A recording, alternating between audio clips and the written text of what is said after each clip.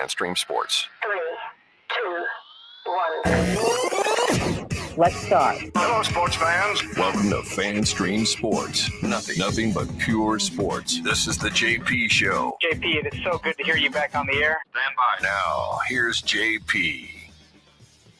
All right, happy Monday, everybody. It's a Bucs Monday. We got Monday Night Football tonight in Raymond James Stadium. Kind of taking these primetime games for granted lately, I think. You know, there may not be many more in our offing coming up. So enjoy this one, Bucs fans, as much as you can, because it could get ugly tonight. We're going to get into Bucs Saints, what's going to happen tonight. Of course, USF has their man, Alex Golesh, the offensive coordinator from Tennessee. Was that the right choice? We're going to have probably a very spirited debate here this morning with my man, Nick. We got college football playoffs to talk about, more coaching changes. Fred McGriff, who I was just texting with, is going into the Hall of Fame, and that warms my heart. So we're going to talk a lot about that as well. We'll hear his acceptance of speech from Major League Baseball Network. We'll talk some soccer as the USA bows out. I even watched a little bit of some of the other games yesterday. Yeah, I did. It was crazy. Lots to get to today on this big day. And we're going to try to get to everything in our first segment here, just a little piece of it, and then go a little bit in depth a little bit later on. So we appreciate you guys joining us each and every day on YouTube, on Twitter, and on FanStreamSports.com, all of our great platforms. Good morning to you, Nick Geddes from Outsider.com. Hope you had a great weekend. I did. I'm enjoying my nice little 4-day vacation that I'm on right now. So from the other job? From the other job, yes. Oh, nice. So I was in Orlando for the UFC event. Right. How was that? It was great. I just don't know why it started at 10 o'clock at night and didn't get out till the main event did not start till 1 a.m. Well, that's way past your bedtime. Way past my bedtime. Yeah. Way past my bedtime. I don't know what. Yeah. It's boxing has always been kind of that late night sport, because most of it happens in Vegas. Yeah.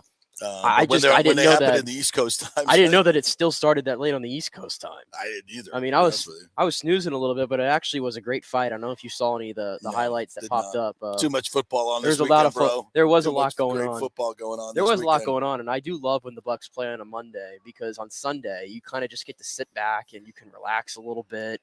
And I'm not on edge about what the Bucs are doing. I get to see what all the other teams did and get to kind of pick those things apart, see why the Bucs, by the way, are not a part of the top echelon of the league. I could see that clear as day yesterday. Yes. So that was striking. Yes. And it's going to look a lot different tonight, I think. Did you see the Eagles play? I watched a lot of that Eagles game. It's fun. Dude, it's very fun. You know what they struck me about? They got freaking dudes, man. They got dudes on the offensive line. Everywhere. They got dudes on the defensive line. They are dominant on both sides of the ball. Their quarterback is a badass, and he's a winner. All the questions about is he good enough throwing the football, I think, have gone out the window. He's good enough. He's one hell of a runner. He's a winner. Those guys play hard for him. The Eagles are going to be a tough out, especially when it gets colder. They're going to be a damn tough out. And how about the Cowboys last night? Well, interesting that game was tied at basically tied at halftime. Even into the third quarter, it was close. And then they blow him out. Well, I think Matt Ryan more imploded on himself a little bit. Well, I mean, I want to throw it on Matt Ryan, but no, God, the guy was under duress. I was watching that game. He had no chance. I was watching the game with a close eye because I think right now that's who the Bucs would play in the playoffs. The Cowboys? Likely they're going to have to face Dallas. Yeah. And Dallas has scored 40 points, I think, in 3 of their last 5 games. Since Dak came back, they're averaging 34 points a game. And made Tony Pollard running back 1. Yes. Whoa. And they're about to sign Odell probably today. He's in the building today, according to Jerry Jones. That was an interesting discussion they had last night about signing him. And I'm kind of on the Mike Tirico side of this. What do you need him for? What do you need him? See, this feels a lot like, I know I saw what he did with the Rams and I saw what Antonio Brown did for the Bucs. I get it, but you got a good thing going right now. And here's the thing, if Gallup were to go down again, and if CeeDee Lamb were to get hurt, it would be great to have Odell Beckham. But from what I saw last night, if you're going to try to, force feed, 8 targets to Odell Beckham, you're gonna F up your offense at this point. Oh, they're a running offense. You could see when they had Zeke, ever since Pollard's been running back 1, Zeke has now picked up his play, and now they have a good thing going there. Dak only had like 170 passing yards yesterday. Didn't need it. Didn't need it. But you feel like they can throw the ball anytime they want. Oh yeah. Yeah, they're just a really good football team. Their offensive line is going to get better when Tyron Smith comes back. I think it's a completely different team than the one the Bucs faced in Week 1. Yeah, and if they see him in the playoffs, and of I course, think it's completely different. Nobody had film on this year's Bucs in Week 1. Certainly, the Cowboys didn't. Yeah, and once they got it, it's been downhill since then. To be quite honest, it's been downhill. So, we'll get into the Bucs here in just a second. We're brought to you by Emerging Investigations, Emerging INV, Tampa Bay's #1 private investigation agency, and the Jeeves Law Group, JEEVES Law Group.com. All right, so we're going to get into all that. We got some great sound bites to get into. We're going to have a lot of fun with this show, so sit back, relax. By the way, Alex Golesh, is it Golesh? Golesh, the new USF coach, is being introduced at 11:30. We're debating on whether to take that live. If you want to chime in and want us to, we can do that. It'll be a lot of what we probably heard yesterday when he addressed the team, and we're going to get into it. You heard Deion's speech to his team. Much different than the Golesh's speech to his team. Two teams with the same record, right? Yeah. 1-11? Yeah. One speech very different from the other. Which one do you prefer, USF fans? One is, hey, I'm going to support you. I'm going to give you everything I got. And the other one's like, half y'all ain't going to be here. Jump in the portal. Do what you got to do. You've been an embarrassment to the school, the fan base, and your parents for 2 decades. He blamed 2 decades of bad football on those kids. It's sitting in the front row, and he's like, ain't gonna be no hats in meetings. I'm like, hey, you should take that hat off right now. Did you hear what he just said? They're just sitting there with their hats on. I'm like, damn. But you know what? That's prime time. It ain't for everybody. It ain't for everybody. And we'll get into the USF thing in just a little. You and I think differ on this hire because Alex, you covered him in 2020, right? Yeah, a little bit. And we'll get into it a little bit. But all I can tell you is I don't hate the hire like some do. Mm-hmm. I quite like it, and I think it's a tad bit different than Jeff Scott. But I understand why USF fans kind of fear that right now. I think what you see from USF fans is this. They had a chance to hire Deion Sanders, John Gruden, Tom Herman, Manny Diaz. I'll throw Larry Scott in there. They had a chance to hire a lot of these guys. I don't think there's any question that Tom Herman's resume is vastly better than Alex Golesh. Deion is a different type of situation. And they had a chance to hire Deion. They didn't get it done. They didn't have the money, whatever. John Gruden was probably more of a political mess that they did not want to get into. Manny Diaz, I'm not sure where that went. I don't know if that would have been a great hire either. Larry Scott remains to be seen. He'll get a shot. And we'll see what kind of head coach he is. He's certainly improved that program at Howard, but not gotten them over the hump. I wouldn't call it that.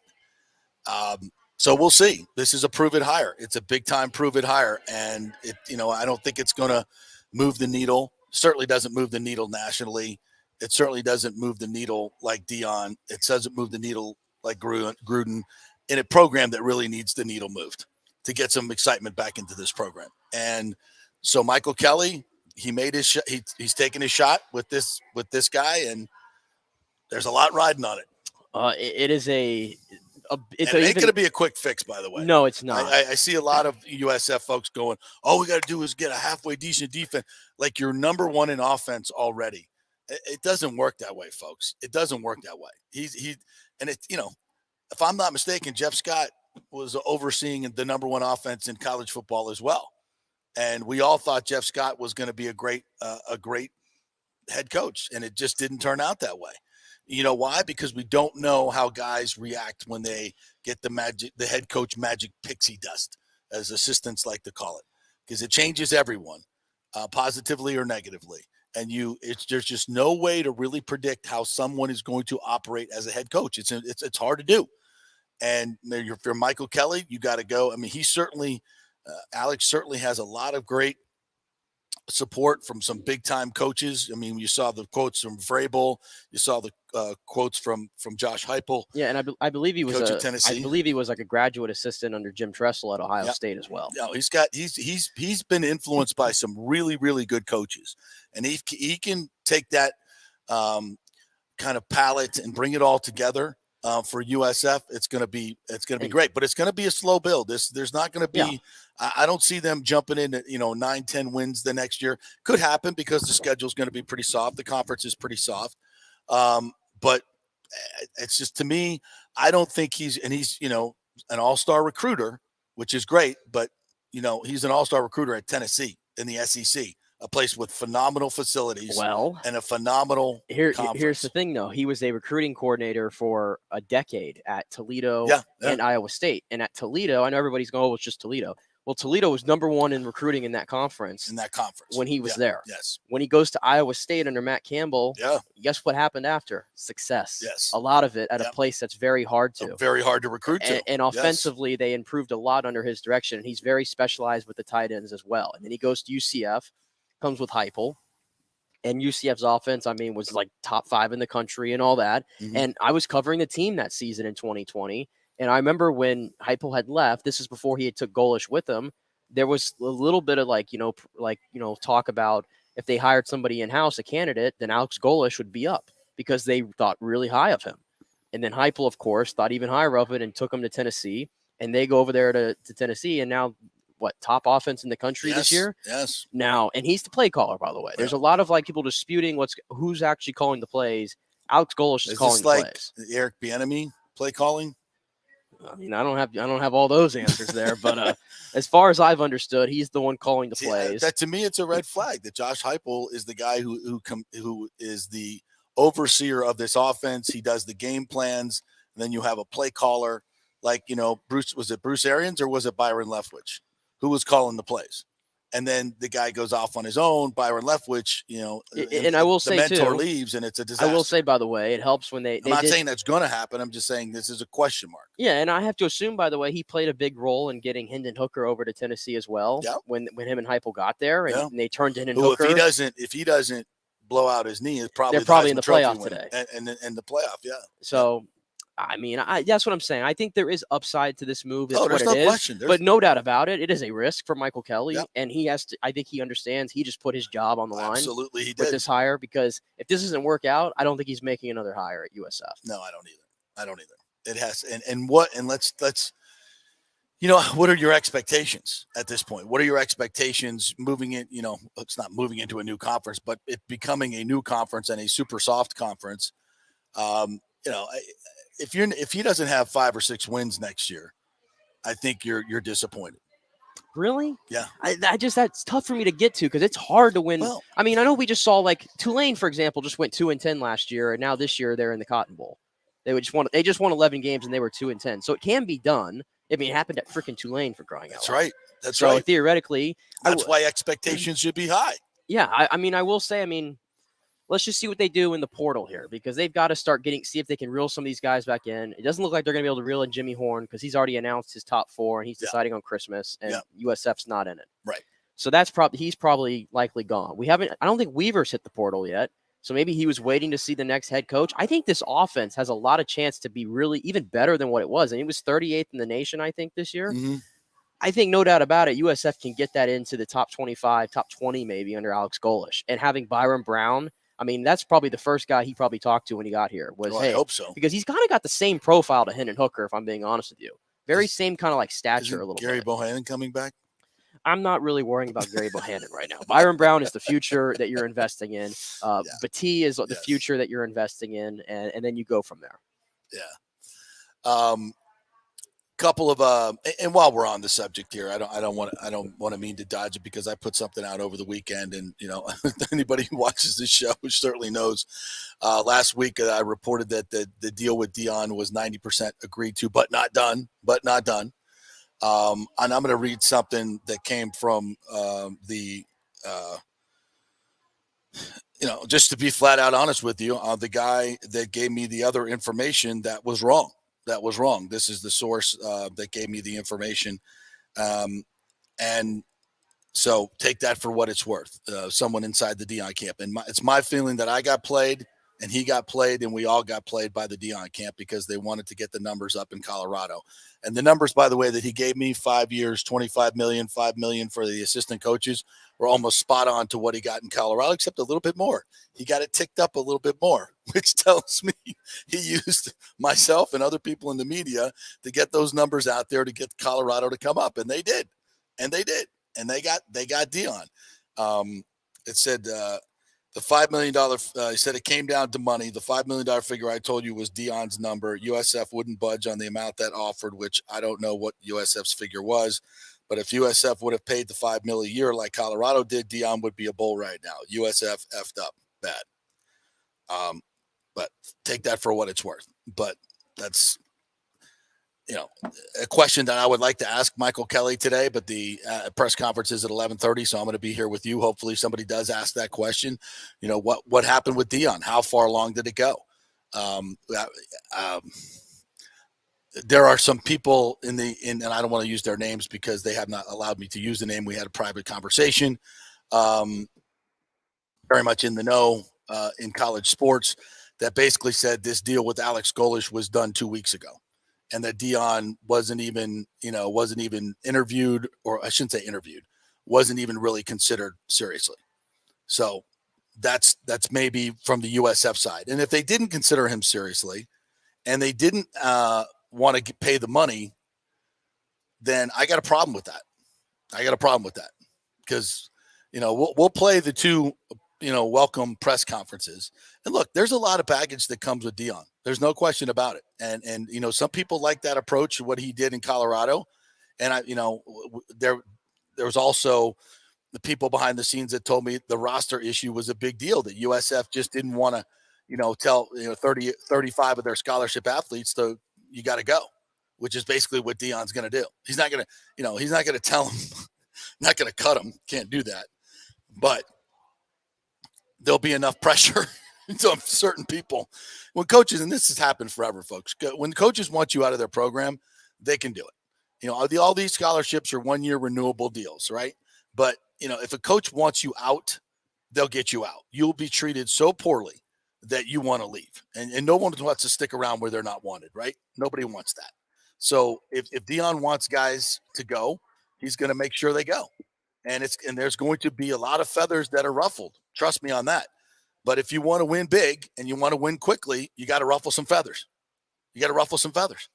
And it kind of feels like to me that Alex is coming in here, and it's a quote safe hire. He has all the credentials, just like Jeff Scott did. He has all the people saying all the right things. Dabo Sweeney said the same thing about Jeff Scott. Lou Holtz said the same thing about. I said the same thing about everybody. Everybody universally thought Jeff Scott was a great hire. And, in the end, it didn't turn out to be so. What happened there, we'll probably find out more later on. But just sense to me is he lost the respect of the players and was too nice a guy. And sometimes that just doesn't work, especially in a place where you got to change the culture dramatically. And it just didn't work. Is Alex Golesh similar to Jeff Scott? Yeah, he really is. He doesn't have any head coaching experience. He's been a coordinator. He's universally loved by everybody. You can pull out 1,000 great quotes, and I hope to God he is the answer and gets in is our Matt Rule.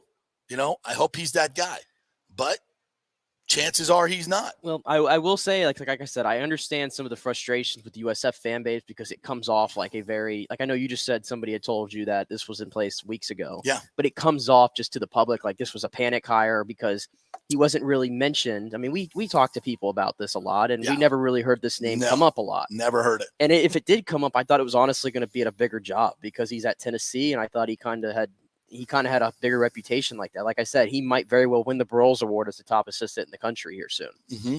So I understand. And then we also heard that USF wanted to hire somebody with head coaching experience. And over the weekend, there were some other names being thrown out there, like the Manny Diaz's of the world. The Larry Scotts of the world. Mentioned a lot, yep. And, I mean, I know there were some people still clamoring from Jim Leavitt, which just wasn't going to happen. No. Now there's people clamoring from Jim Leavitt to be the defensive coordinator, which is interesting. Who knows there? But I understand the USF frustration. But the only thing you can do now is he's the head coach, and you got to support him.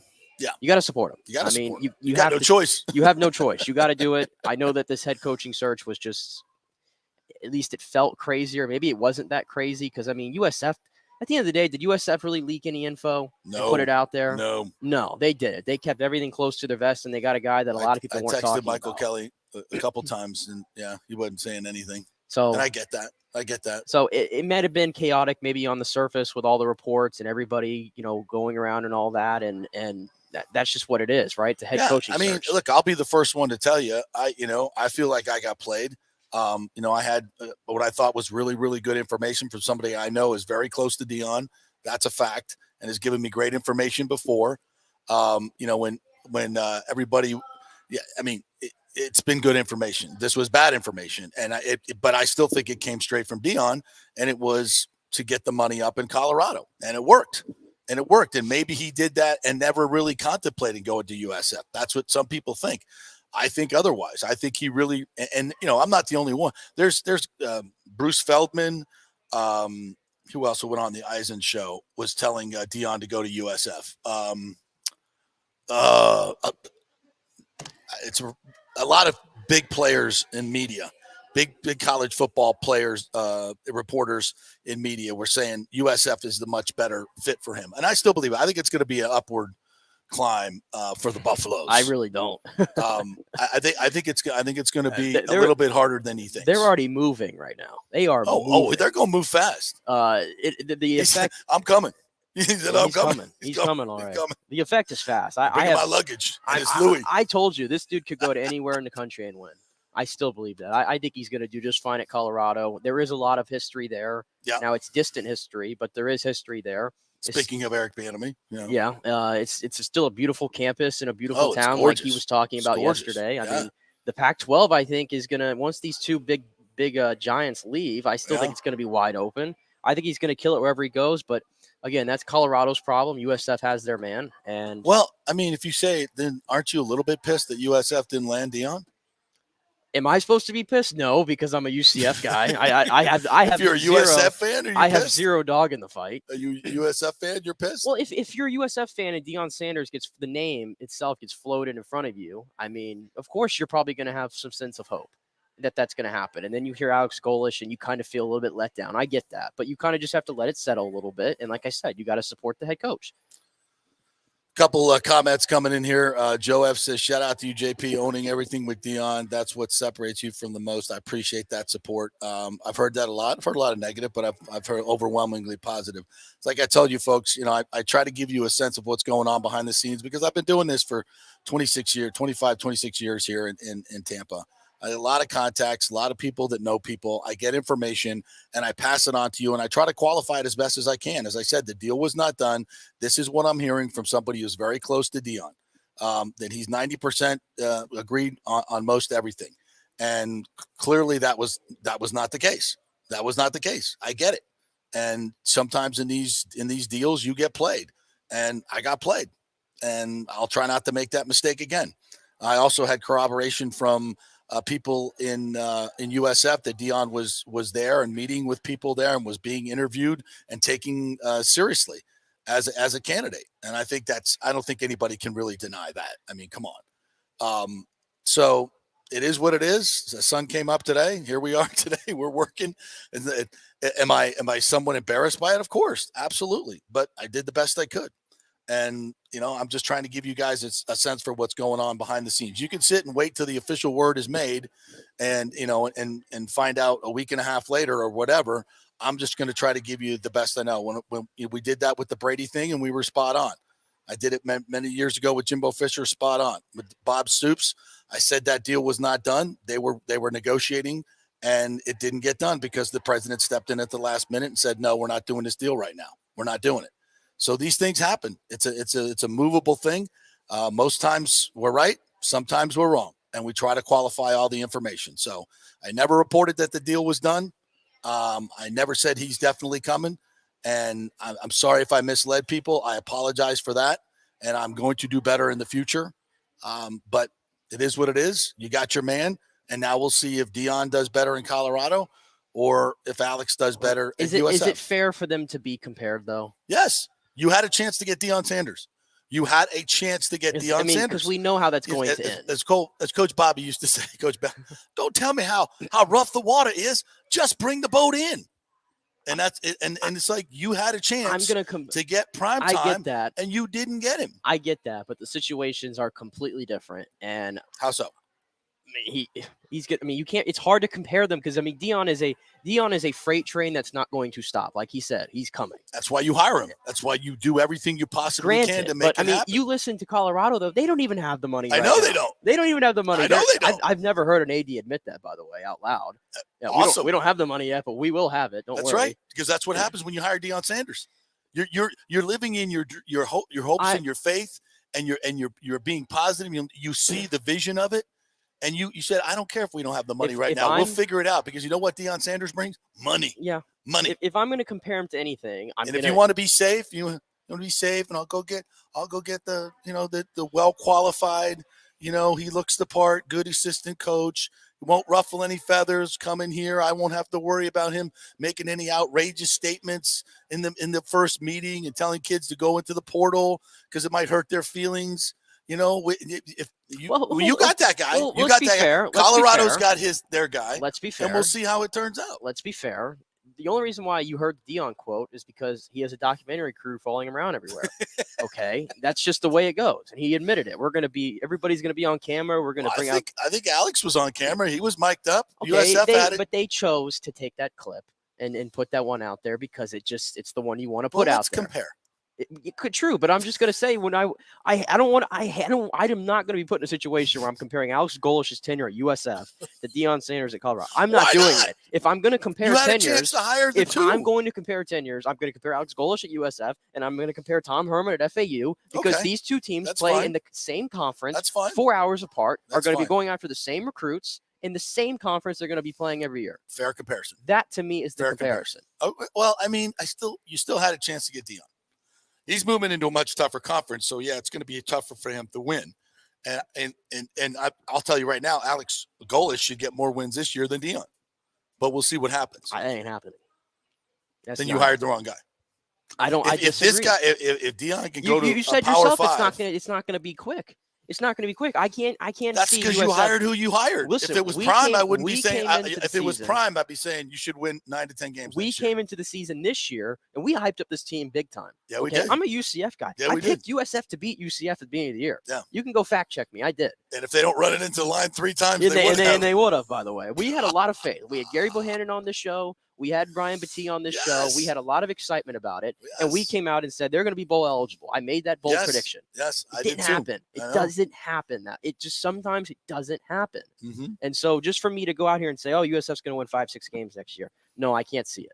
Well, first of all, unless Byron Brown really is the guy. Well, and the other thing is we have zero idea what the roster is going to look like. Yeah, we don't even know. Half the damn team could leave in the portal. Today's the portal day, which may not be a bad thing. Today's the portal day. What if Byron Brown just said, "No, I don't like that. I'm going. See you." Yeah, and we don't know. Yeah, we don't know. Today is going to be crazy. Gary Bohannon and Byron Brown. What if everybody's in the portal? Today's going to be crazy on the portal. Yeah. Have you seen the quarterbacks who are in the portal? By the way, not all of them. DJU's in the portal. I saw DJ. Devin Leary just entered the portal this morning. He did from NC State. A little surprising. I think when you enter the portal, folks, it doesn't mean you definitely have to go. You're just putting yourself out there. Why wouldn't you? There's, if you're Jordan Travis, you're not entering the portal. You want to show loyalty to your program. But this is the way it goes now, right? It's like, this is how college football is done now. Everybody's looking at USC, which by the way, they certainly improved, but they're not in the playoff yet. Maybe next year. But because your defense was horrible, that didn't come as a shock that Utah took care of that business. No, I did not. No. So, college football right now is in flux, and I can't decide whether it's super exciting or it's the biggest disaster ever. Hiring coaches now is so hard to do because of the timing. You've got I think you got to get rid of the early signing window. I think that is just no. Because now it forces coaches to make decisions before they can't stay with their team till after the bowl process. I just don't see the upside to this early signing period. Do you? I just think it makes the coaching deal. Yeah, just I ridiculous. think in general this whole like crunch schedule of having to get everything done, it's just too much portal madness opening going on. up. You got coaching changes going down. You've got bowl games to worry about. We're still playing. Yeah, that's what I'm saying. We're still playing championship games. We got coaches. Games. Did you see and the effect of it is a team like Coastal Carolina exactly. that gets blown out in their last 3 games of the season because they know their head coach is leaving. Yeah, that's the effect to it. I know it sucks. It sucks, and it's got to be better. Did I read this one from Joe? If USF wouldn't pay that for Prime, then Michael Kelly really dropped the ball. Prime would directly recruit against UF, FSU, and UM. Alex will not steal recruits from those schools. I think that's fair. We'll see how it pans out. But there may be some people that say Dion was never coming here. I don't believe that. Everybody, a lot of big hitters in college football that follow this sport for a living believe that USF was a better fit for him, and I believe that too. And if you haven't heard me say the reason why, because I don't think Shedeur is going to thrive in the Pac-12 against the Washingtons and Oregons, and for one more year, USC and UCLA are in there, right? Well, let's not act like Shedeur, by the way. Shedeur was a 4-star recruit who had offers from Alabama and Florida State. He did. Absolutely. Just because he went to Jackson State, I think everybody has this lower, he's a good player, but he's a damn good quarterback. He ain't playing behind Alabama's line with Alabama's No, but receivers. I'm just saying the talent is there, so it's not like. I mean, they'll get some players. Don't get me wrong. Dion will get him some players, but I think it's going to be a little bit certainly tougher than it would have been at USF. Let's just be honest. I mean, the report from I think whoever it was, one of the big guys, like 150 to 200 recruits have already reached out to Dion in Colorado. Right. And we have guys in the 2024 and the 2025 classes, elite players, who are committing to Colorado, and not wasting time. Yeah, that could be USF. Maybe. And with those guys in this conference, they'd won every game 55-10. Perhaps. And you know what happens when you start winning 10 and 11 games in conference championships? You know what happens? People come to your games, fill the stadium. You know what happens then? You get more money. Then you can pay Dion. If Colorado, look, I am curious to see what the temperament like of the USF fan base, like the excitement level coming into the season this year with Alex Golesh, what it's going to be. Are people going to be flocking to the stadium week 1 to go see this team play? How much of the needle is it going to move? I've already talked to many of the boosters over the weekend. Needle. That's where it moved. It went from there to there. No, it hasn't excited anybody except the fans that feel like you. I got it. I'm not a fan. You got to support him. He's your new coach. You got to support him. I'm just giving you context. But the casual fan that you're trying to reach out to bring back into the fold are going to go, who? What? Well, I'm just sounds a lot like Jeff Scott. I'm just giving you context to what he's done before in his career, and I think he has a much better resume than people may have thought. And I think he has a real chance to succeed. The resume is strong. And let's see what staff he gets, by the way. A lot of this is who's his defensive coordinator? I think that's the biggest thing I want to know. And I think whatever USAN fan wants to know, who's running the defense? What's it going to look like there? I mean, let's see what's the portal going to look like? Because now you got to get into it. What players can you attract here? I think a lot of people are going to want to play in this offense. Actually, he orchestrated the number 1 offense in college football. Let's not forget that. Mm-hmm. I think a lot of people would want to play in this offense. Jeff Scott, to me, was a little too late to react to the whole portal thing. And he tried to jam everything now this year because he's like, oh, crap, I got to win games. It was too late. You've got to use it right away. And I think that's the challenge for Alex Golesh. Well, here, and again, we have to repeat this, is that, you brought in an offensive coach. Your offense was already pretty decent. 38th, as you mentioned, 38th in the nation. Your defense is the worst in the nation. So how does he affect the defense? How do you excite defensive players? And I will say that Tennessee, and he's not the head coach, obviously, but Tennessee's defense was like 120 something in the nation. Yeah. But again, he's not the one running he's not right. He's just worrying about offense, obviously. Well, he's recruiting. He's the recruiting coordinator. He's not the recruiting coordinator at Tennessee. I thought he was. No, he's just the OC now. Well, he's getting all this credit for being the great recruiter. I mean, they got the number 1 quarterback in the 2023 class. He recruited to Tennessee. Yeah. He got him commit there. Okay. He can recruit. Okay. Well, I hope he can recruit some defensive players too, because right now. And that's going to come down to what kind of defensive staff he gets in here. I think that's got to be his priority at this point. Because the USF, you talked about, what kind of wins they could have had this year. If they played average defense, they probably win 5 games this year. Mm-hmm. Yeah. We shall see. We'll do that a little bit later on. We'll play the Dion, and God, we're already 35 minutes into the show. Flying today. Wow. Okay. All right. We're going to play the Dion and Alex Golesh. We're going to juxtapose them in our 11 o'clock hour. We'll take our first break. When we come back, we're going to dive into Bucs and Saints. We're also going to talk about Fred McGriff. It's incredible, unanimous votes for Fred McGriff to get into the Hall of Fame, and it's about time. We've got some USA soccer to talk about the Rays Stadium over the weekend. Very interesting 2 reports. One that it's happening in downtown Tampa. Another one that there's proposals for St. Petersburg. So we'll tell you both. When we come back, we're brought to you by Emerging Investigations and the Jeeves Law Group, JEEVES lawgroup.com. Back in 3. Stay with us.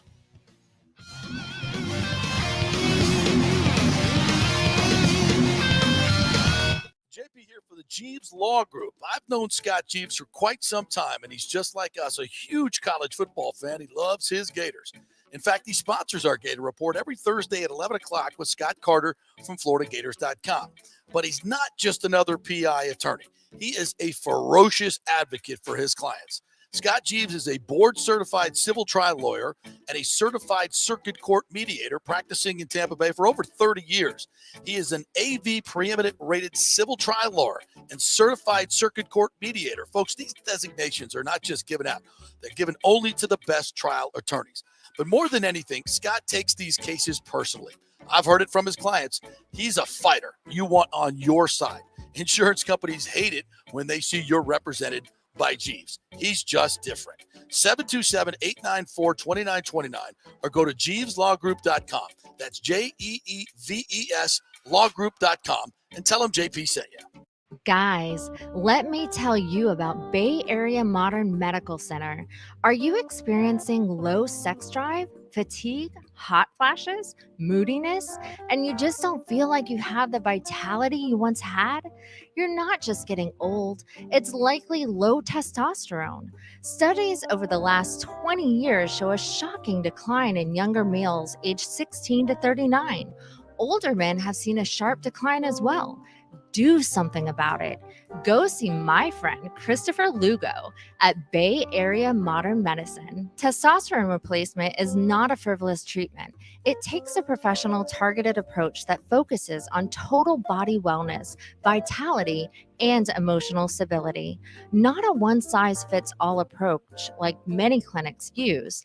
They will monitor your blood work and adjust your treatment as needed for optimal results. Call 844-977-3477 or go to BAMMC.com. Tell them JP sent you for priority scheduling.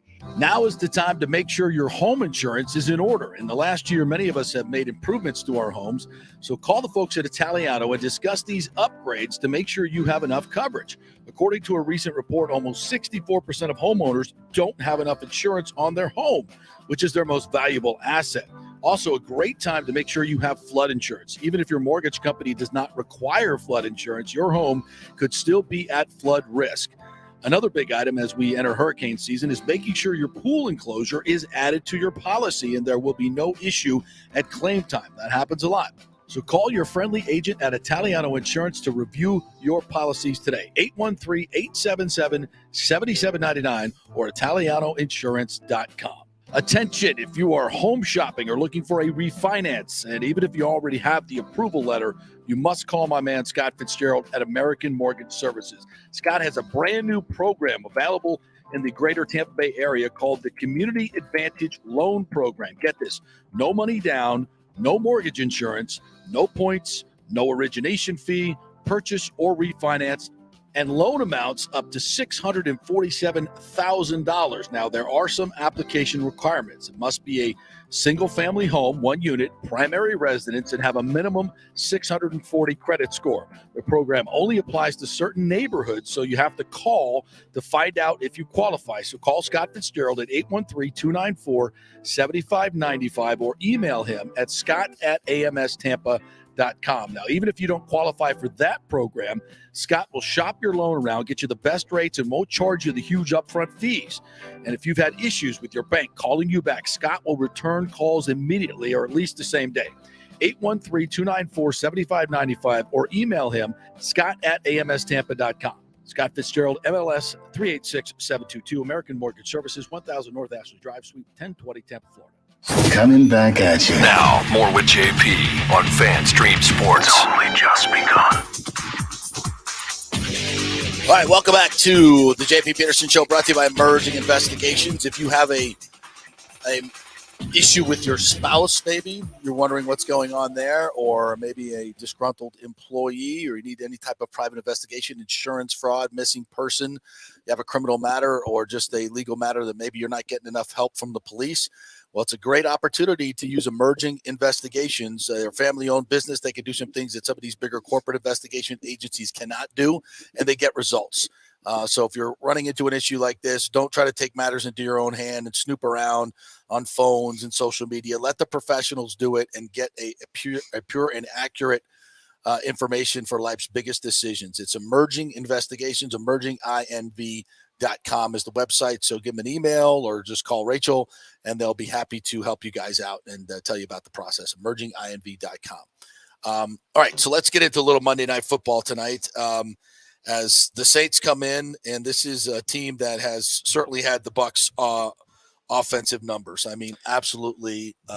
It's, even the game they won in New Orleans, that was a 3-3 game into the fourth quarter. The Bucs offense could do nothing. The last two times they played at James Stadium was 38-3 and 9-0. Tom Brady, with the exception of the playoff game, has not had any success. And Tristan Wirfs is not playing tonight at right tackle. That's Josh Wells. So you've got 4 new guys as compared to last year. Donovan Smith is one of the lowest rated left tackles in the league this year. He injured his elbow early on and just has not been the player that he has been the past couple of years. And I just don't see how the Bucs move the football. So tonight you're asking basically Byron Leftwich and Tom Brady and the brain trust here to scheme it up and find a way to do something that you have not been able to do in the other meetings with much better players, much better offensive line. So suddenly we're going to get a brilliant game plan from Byron Leftwich, and we're going to scheme people open, and big things are going to happen for this offense. Yep. That's what we're hoping for. And Mike Evans is going to get 9 targets, and he's going to catch all 8. He's going to catch 8 or 9 of them. So that's what we're – yeah, ain't happening. Yeah. Oh, and Cam Brate also. Cam Brate is somehow going to be able to find some youth in that 31-year-old beat-up body. He's been sick all week. He's been sick all week. He's going to find it in himself to catch that drag route. We're not going to leave Kate. Yeah, we're not going to get Kate out. Yeah, he's going to catch that drag route on 3rd and 9, and he's going to house it. Rashad Perriman style against the Bills. He's going to find it. You watch. Sorry for the cynicism, folks, but I have no confidence. We are what we are. I have no confidence in the team. I'm not picking them to win any games right now. I'm with you. Let me tell you what. I will say, though, this game became even more important to win when Jimmy Garoppolo got hurt yesterday and went down. Because all of a sudden, San Francisco is starting Mr. Irrelevant at quarterback now with Brock Purdy. Give him credit, by the way. He played really good yesterday against a damn good opponent. He played really well. I just saw the highlights. But what I saw him stand in and make a throw over the middle. That's as good a throw as I've ever seen. He played really well, especially for a Mr. Irrelevant. But he's got a quick release. Yeah, quick release. Looks so good. Yeah. Wow. So with that being said, it's like if you win this game, also, I mean, the Falcons stink, right? They're probably making a quarterback change. They lost again. Once again, it's a chance for you to get some comfort in this division race, which you're likely going to win regardless, but you need to get some comfort in it a little bit. If you lose this game, you give the Saints hope that they can get back in the division. You don't want that. But if you win this, then you get San Francisco on the road with a chance to take them down with a backup quarterback. And then all of a sudden, you're only 1 game behind San Francisco. And for seeding, that could be the difference in playing a Dallas or playing a New York Giants or a Washington Commanders, which I think is a pretty steep level right now. Yeah. So this game has all of a sudden become even more important than what it is. Do I like the Bucs' chances with no Tristan Wirfs? Do I like it with likely no Winfield and Edwards and all those guys in the back? Yeah. No, I don't. But That's let me the tell other you, thing. what's key here. Andy Dalton starting at quarterback tonight is the worst decision the Saints could make because Monday nights don't like him and he don't like Monday nights. Let me break it down for you here. Yeah, you got the Greg Allman tweet. The there. Greg Allman tweet here is great. He's 2-7 in his career with 8 touchdowns, 8 picks. He has not won on Monday night since 2014. Let me say that again. He has not won on Monday night since 2014. And he had some good teams in Cincinnati. Yes, but here's the thing that scares me. Tom Brady was 215-0 when leading in the fourth quarter. It was 218. Or 218, whatever it was with that stat. What's the difference? Not much of a difference. 218-1. Now he's 218-1, but he was 218-0. Yeah. My point with that is this Bucs team seems to just break the records in the wrong ways. Right. And I wouldn't surprise me if he got off the schneid in this one. And also, to the facts, it's hard to believe an Andy Dalton-led offense in 2022 is scoring more points per game than a Tom Brady-led offense in 2022. And the Saints have been. And the Saints, and we're all talking about how awful it's been over there in New Orleans. But it's been better than in Tampa Bay offensively. And their defense is still pretty damn good. Yeah, this just in. Yeah. They held the 49ers, last week to 13 points? 13 points, and that was with Jimmy Garoppolo.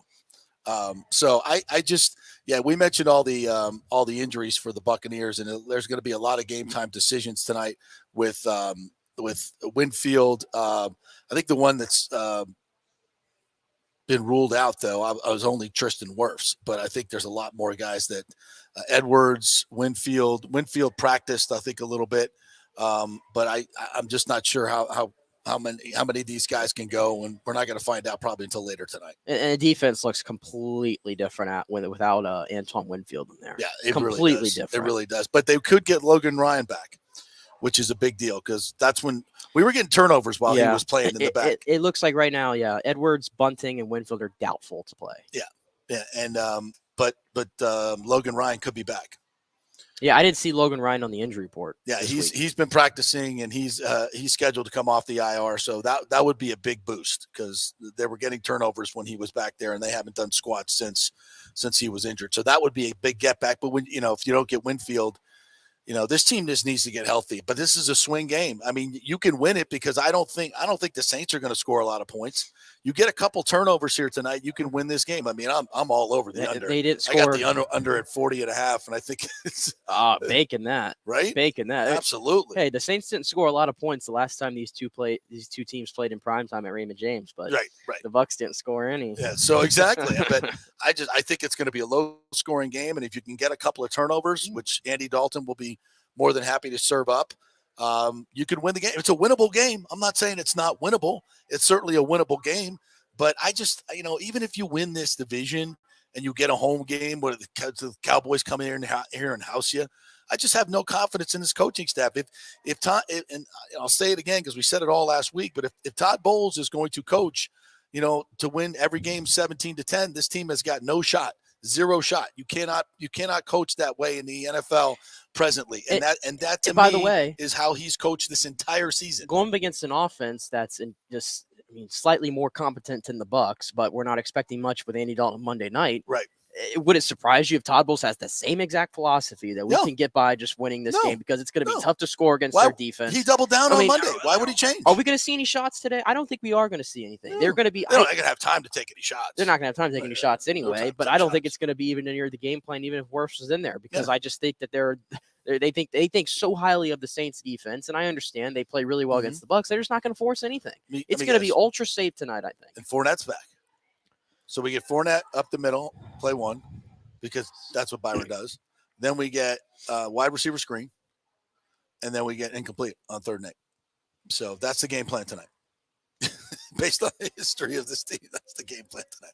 So we have a couple of nice little clips from this is from Brady, and this is how badly even Tom Brady is running away from this coaching staff and the decisions they made in the game against the Browns. So this was a very is this the mashup?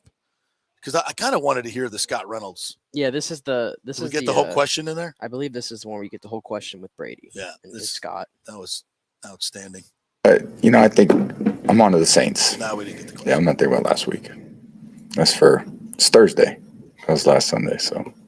I know, but we haven't had the chance to ask you about that, except for a couple minutes after the beginning. Yeah, you missed an opportunity. Yeah. What happened? Yeah, no, seriously. I'm thinking about this week. So last week's gone. We can't do anything about it. So move forward the best we can and try to put ourselves in a position where it doesn't come down to one play. Like try to play better. That's what we're trying to do. Complete capitulation. The Belichick and him came out there with that answer. Yeah. We're on to the Saints. What can he say? What can he say? Yeah, my coach didn't have the confidence in me on 4th and 2 from their 47 with our defense playing great to get a conversion there, likely get at least another score to go up 2 scores. Probably that salts the game away. But instead, we tried to do the offsides play, and then didn't want to leave me a minute and change, and 2 timeouts to go, to get it to field goal range because, I haven't proven I can do that. It's just what's he going to say, and the fact that he can't sit up there and defend it, like his head coach did. Think about this: Brady can't defend that. He said that the team's effort on game day is embarrassing. Those are 2 indictments of your head coach indirectly, obviously. But what else can he say? And he's absolutely 100% right. And again, I love Todd Bowles as a human, but we see what this team has become.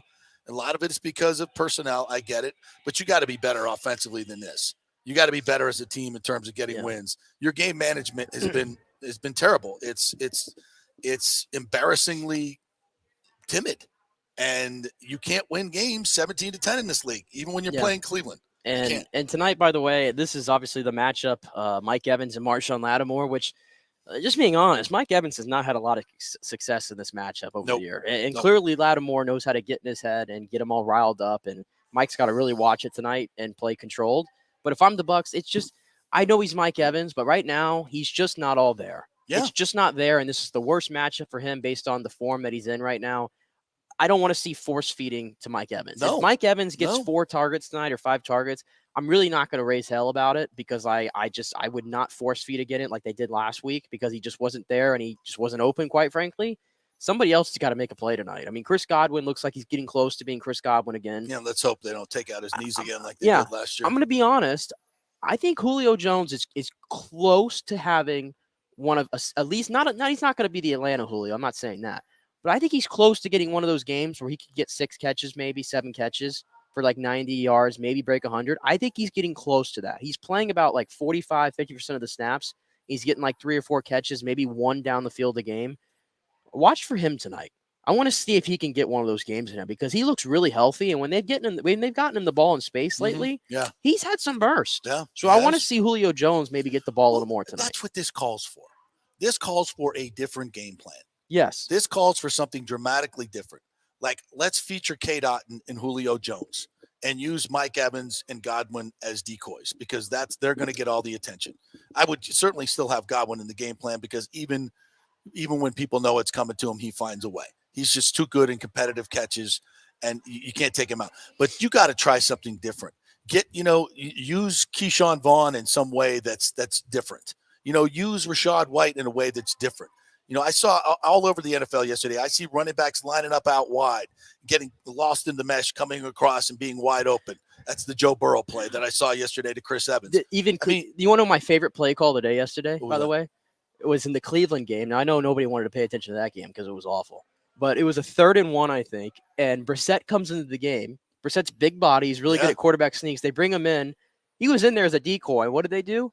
Fake the quarterback sneak and a little jet sweep to the tight end. And everybody bit, and he was wide open to go out and get the first down. It was my favorite play call, and I'm like, see, that is the stuff that to me is like, I'm like, why do all these other like hot shot, these young offensive coordinators can do it, and this team can't do it. Yeah. So I agree with you, and we've been preaching for it really since week 3, week 4. You've got to try something different. There's no evidence that tells me they're going to do that. It's like the Ravens people, defensive players, but were mic'd up. It's like they're not doing anything different. We're running the same plays. Yeah, Tell us all about it. We've been seeing the same. I mean, that's so embarrassing to hear the other team do that. It It's is. Like, It is. week like 9 or whatever week that was. It was sort of 8 or 9, I guess.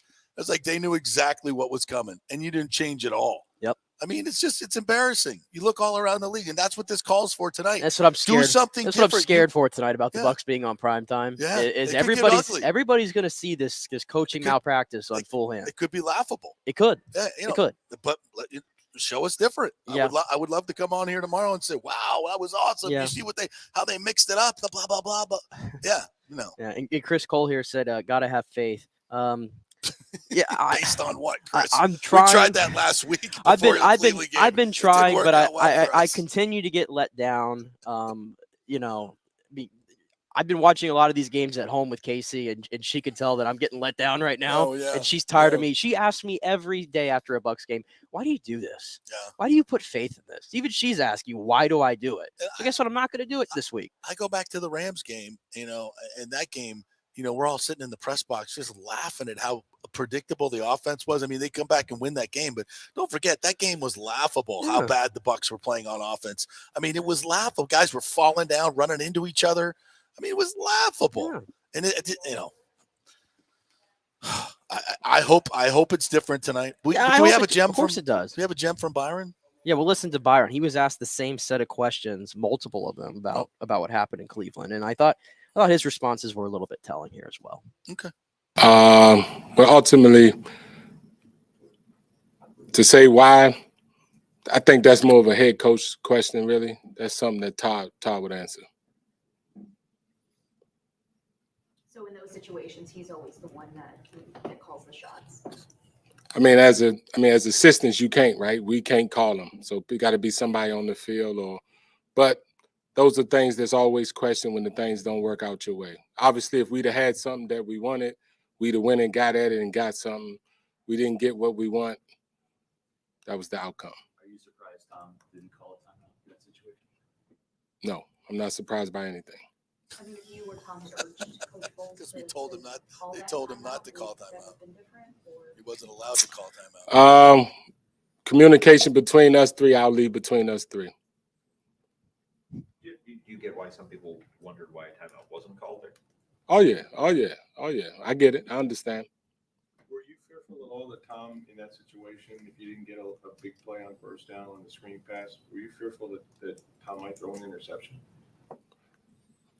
Well, the one thing you say that again. I was just to say the next pass, you actually did throw a pass on the next play and kind of keyholed it through the 3 defenders there. Yeah, it's a great pass, great catch by Julio. Just ran out of time. Obviously, when you're in that situation, once you get to play to Julio, you wish you had more time at that standpoint. So Start that drive saying, I want to throw the ball down the field. We're afraid we might get it picked off, right? Nah, we wanted to see what we got, though. We wanted to be smart. We didn't want to put us in a bad situation. We wanted to see what we got. Freaking Brady.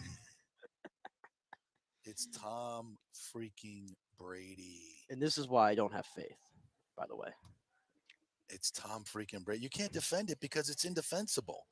It's indefensible. It looked like at times there, like when he would do those long pauses, like it's almost like he really was holding back what he really wanted to say. And then he would just be like, I'm going to leave the communication between the three of us to the three of us, like he said. There.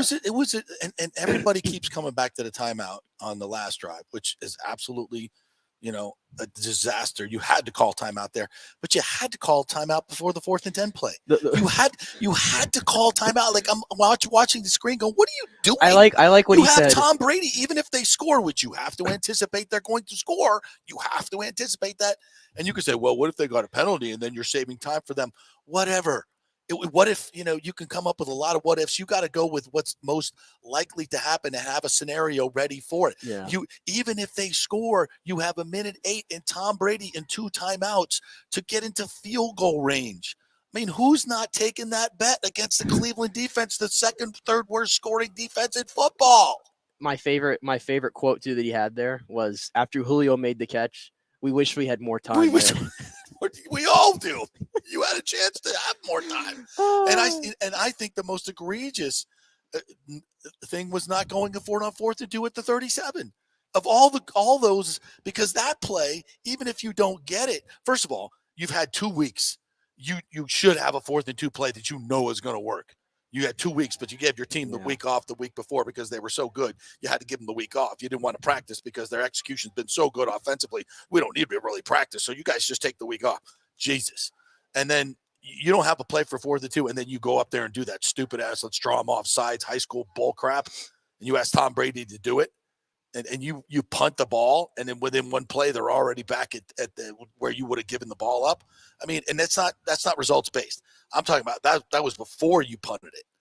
You got to go for it there. That is a no-brainer in the modern-day NFL. You have to go for that. But this and doubling down just shows me that you don't know that. Yeah, and he also do the same thing the next time. You're not gonna trust Tom Brady. And a lot of the answers he gave to in that Friday press conference, we've gone from we're going to call the best play that we think is the best time in that moment. We've gone from that to his standard answer was for everything that was going on with the offense. Yeah. That's just football, man.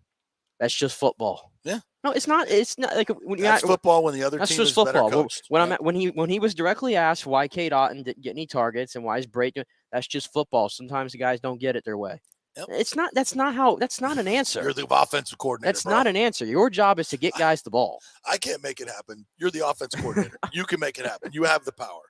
It's just so. I mean, that's my challenge. That's my challenge tonight. Make us look like fools tonight. Yeah, absolutely. I will gladly come. Faith. I don't have much faith in you right now, but I will gladly issue my mea culpa. Yeah. And show us something different. Yeah. Even if it's something different and it doesn't work, and and he throws 3 picks. Hold up. When I say different, I don't mean Leonard Fournette throwing passes to Tom Brady. Let me clarify that because we asked for different in that game and we got different. That's not what I'm asking for. When you're up 2 scores. Yeah, I'm not asking for that. Yeah, okay. Yeah, I agree. Something smart. But go beat this damn team. We all hate the Saints. All right, speaking of the Saints, Mike Nabors, who covers the Saints, is going to join us here. We're going to take a quick break. We'll come back on the other side. Mike Nabors will join us. Always a great guest. Always fun to chat with Mike, and we'll see what he thinks about tonight's matchup. And there's one thing that I haven't talked about this matchup that I want to get to that may be the biggest key to this series. So we'll do that when we come back. We're brought to you by Emerging Investigations and the Jeeves Law Group. Stay with us.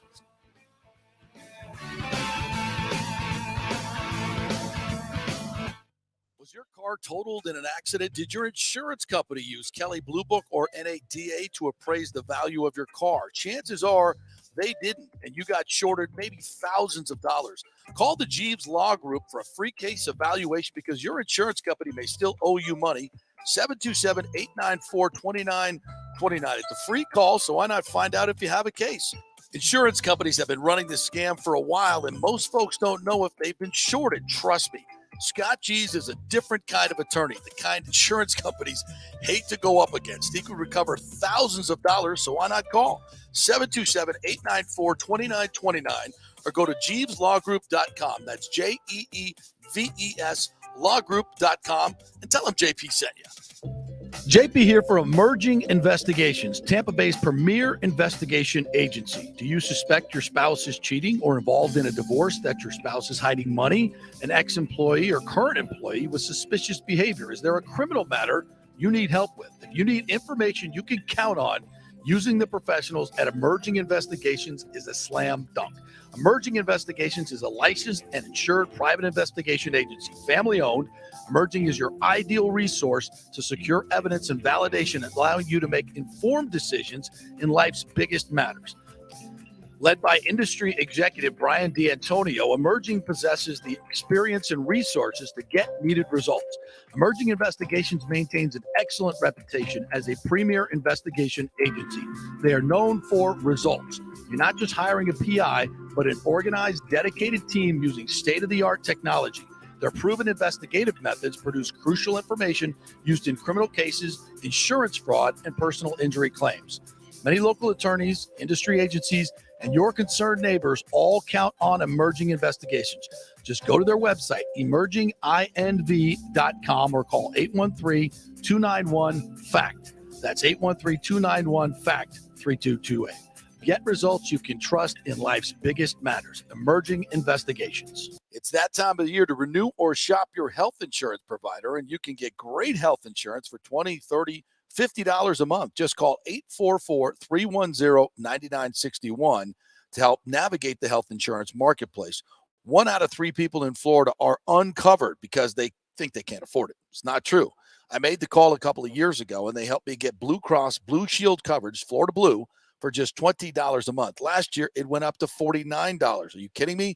It all depends on your income and family situation. It's a free call, 844-310-9961. They will ask for some income information, and the highly trained reps will do the work to find out what your subsidy will be.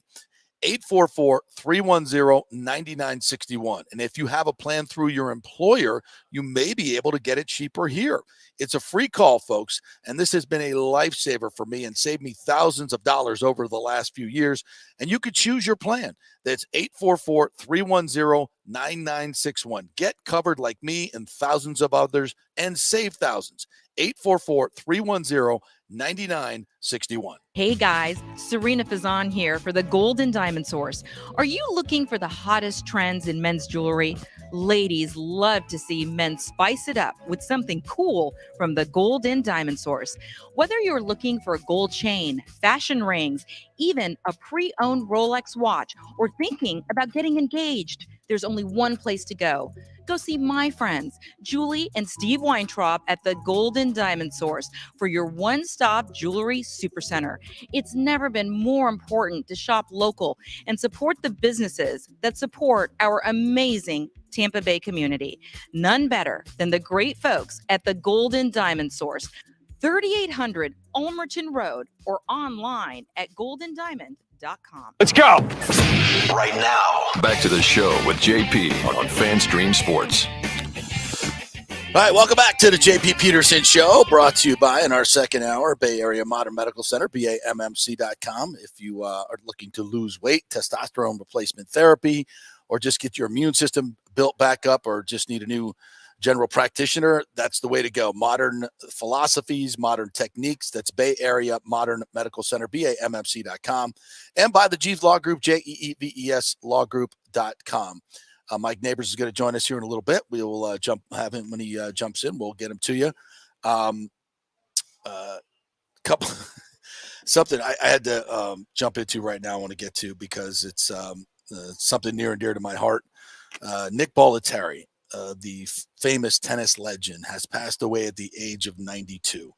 I worked with Nick doing many TV shows, interviewed him many times, went down to his IMG Academy many, many years ago. Gosh, I've known him for probably 25 years. One of the nicest men you will ever meet. Had such an impact on American tennis with Andre Agassi, Pete Sampras, long time worked at Saddlebrook and the IMG Academy, founded the IMG Academy. I think he worked up Saddlebrook as well. Just an incredible, incredible man. Jennifer Capriati, I mean, really was a huge driving force of American tennis. And one of the most positive people you'll ever meet in your life. He's kind of the Dick Vitale of tennis, I would say, and they're good friends down there in Bradenton. So what a loss for our area. Just the all-time tennis guru, Nick Bollettieri, dead at the age of 92, but man, a full life and so many lives that he touched along the way. Just incredible. And we were just mentioning this too. Baker Mayfield has been released by the Panthers. And where you were just mentioning, maybe he'll go to the 49ers, who have signed the Terminator, the man you cannot kill. Josh Johnson is now the backup in San Francisco. Get the bag, baby. Get the bag. Dude, he was here in 2008? I swear he was here for Gruden's last year. Was he not? I think. At least he was 08 or 09. I just know that he was definitely like right before Josh Freeman got here. I mean, that dude, he's 36 years old now. 36 years old. Played at San Diego University, Yep. Broke all the records. They played under Harbaugh when Harbaugh was at San Diego, I think. He came in 09. 09. So he missed the Gruden years. He was out of football too for 5 years and has made a little bit of a resurrection, and he's still hanging around. But yeah, 2009 in Tampa Bay and Yep. 2010. Yep. Started 4 games. Was 0-4. I remember him playing. Those were dark days for this I mean, the franchise. dude he could sling it though. He can. He's had a few spot starts, if I'm not mistaken, in Yeah. recent years. Yeah, he had 3 starts with Washington last year, and went 1-2. But he always seems to play just he's 50% of his passes through 4 interceptions. 3 touchdowns. I mean, Get that money. Yeah, Josh Johnson. But wow. it'd be interesting if what the 49ers do, because there was a lot of talk, like, if you're the 49ers, like, you have the Super Bowl made roster, you mortgage your entire future for Christian McCaffrey, and now you're starting Mr. Irrelevant at quarterback, Brock Purdy. Do you make a phone call to like a Drew Brees or a Phillip Rivers to just be like a point guard out there? Just get the ball to the skill guys and let them go. Like, would you make that phone call is what a lot of people were saying. Because, let's be real here. Brock Purdy is not taking this team anywhere. Did you see him play?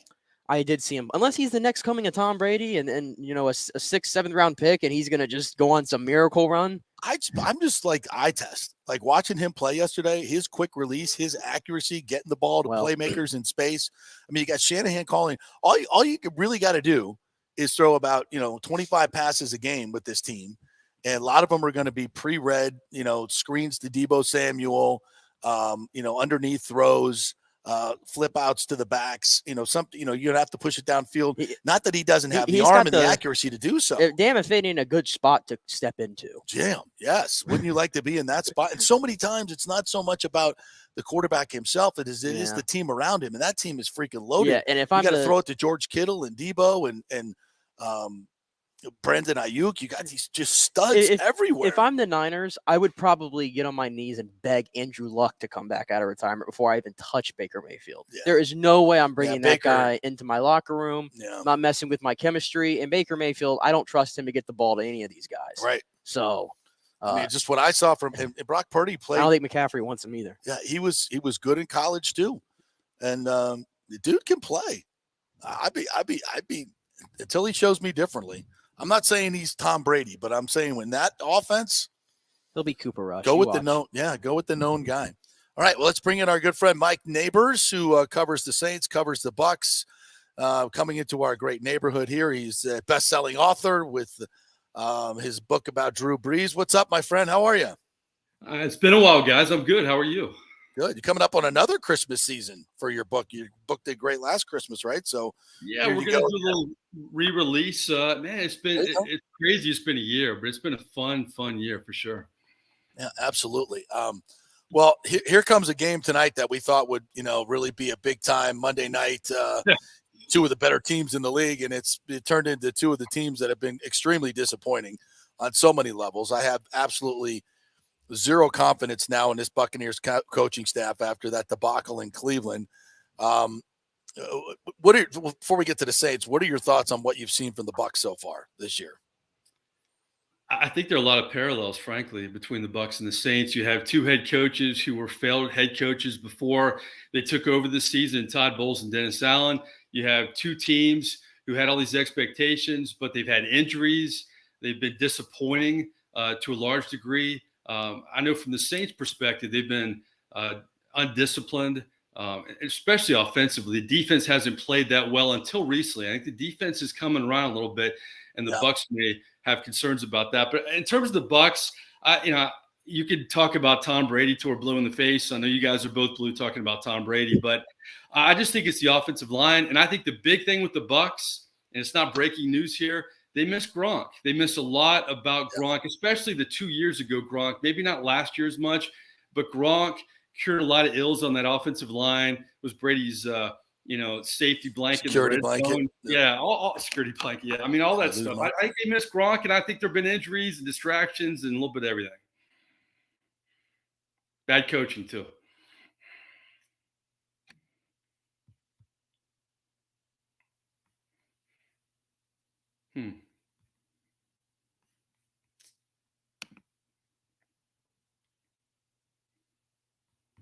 Just real quick, because I'm going to mention this.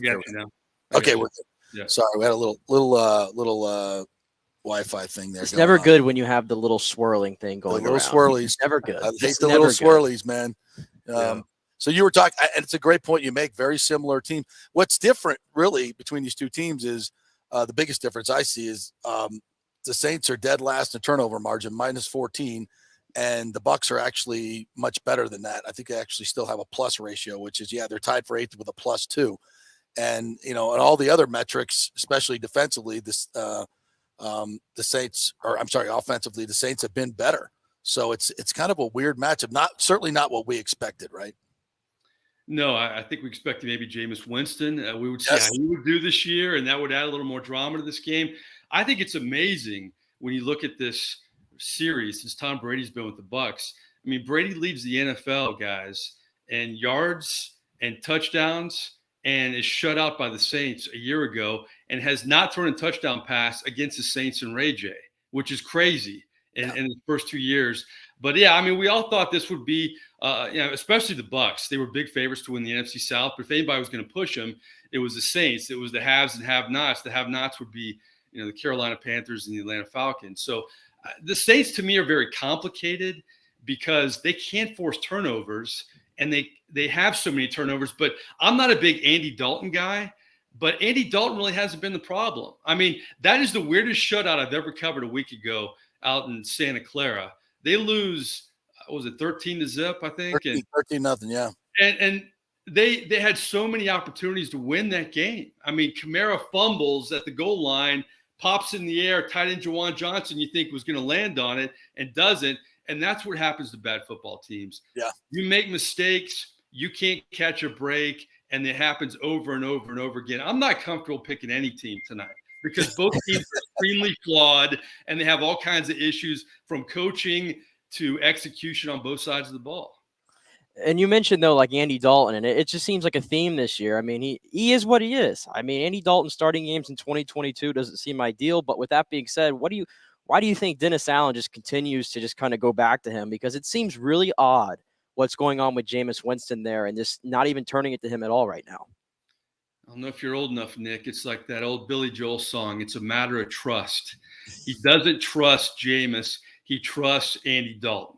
And Andy Dalton, to me, he's not going to win you a lot of games, but they feel he's not going to lose a lot of games, and they expect that defense to be better. And if the defense can be better, they feel like Andy Dalton's the best bet. And, all these narratives with Jameis Winston and being unhappy and saying you shouldn't lose a job to injury, I'll tell you this, Jameis is still popular in that locker room. They applaud the way he's handled this. I know he and Dalton still get along very well. Jameis, to me, he's just such a complicated athlete in so many ways because when you meet him, you really like him. I did a shoot with him this summer. He met my daughter. He remembered her name. It's the first time we've spent a lot of time with each other. We've had great conversations since. You want to root for him, but not knowing the whole package sometimes with athletes, as we know that we cover.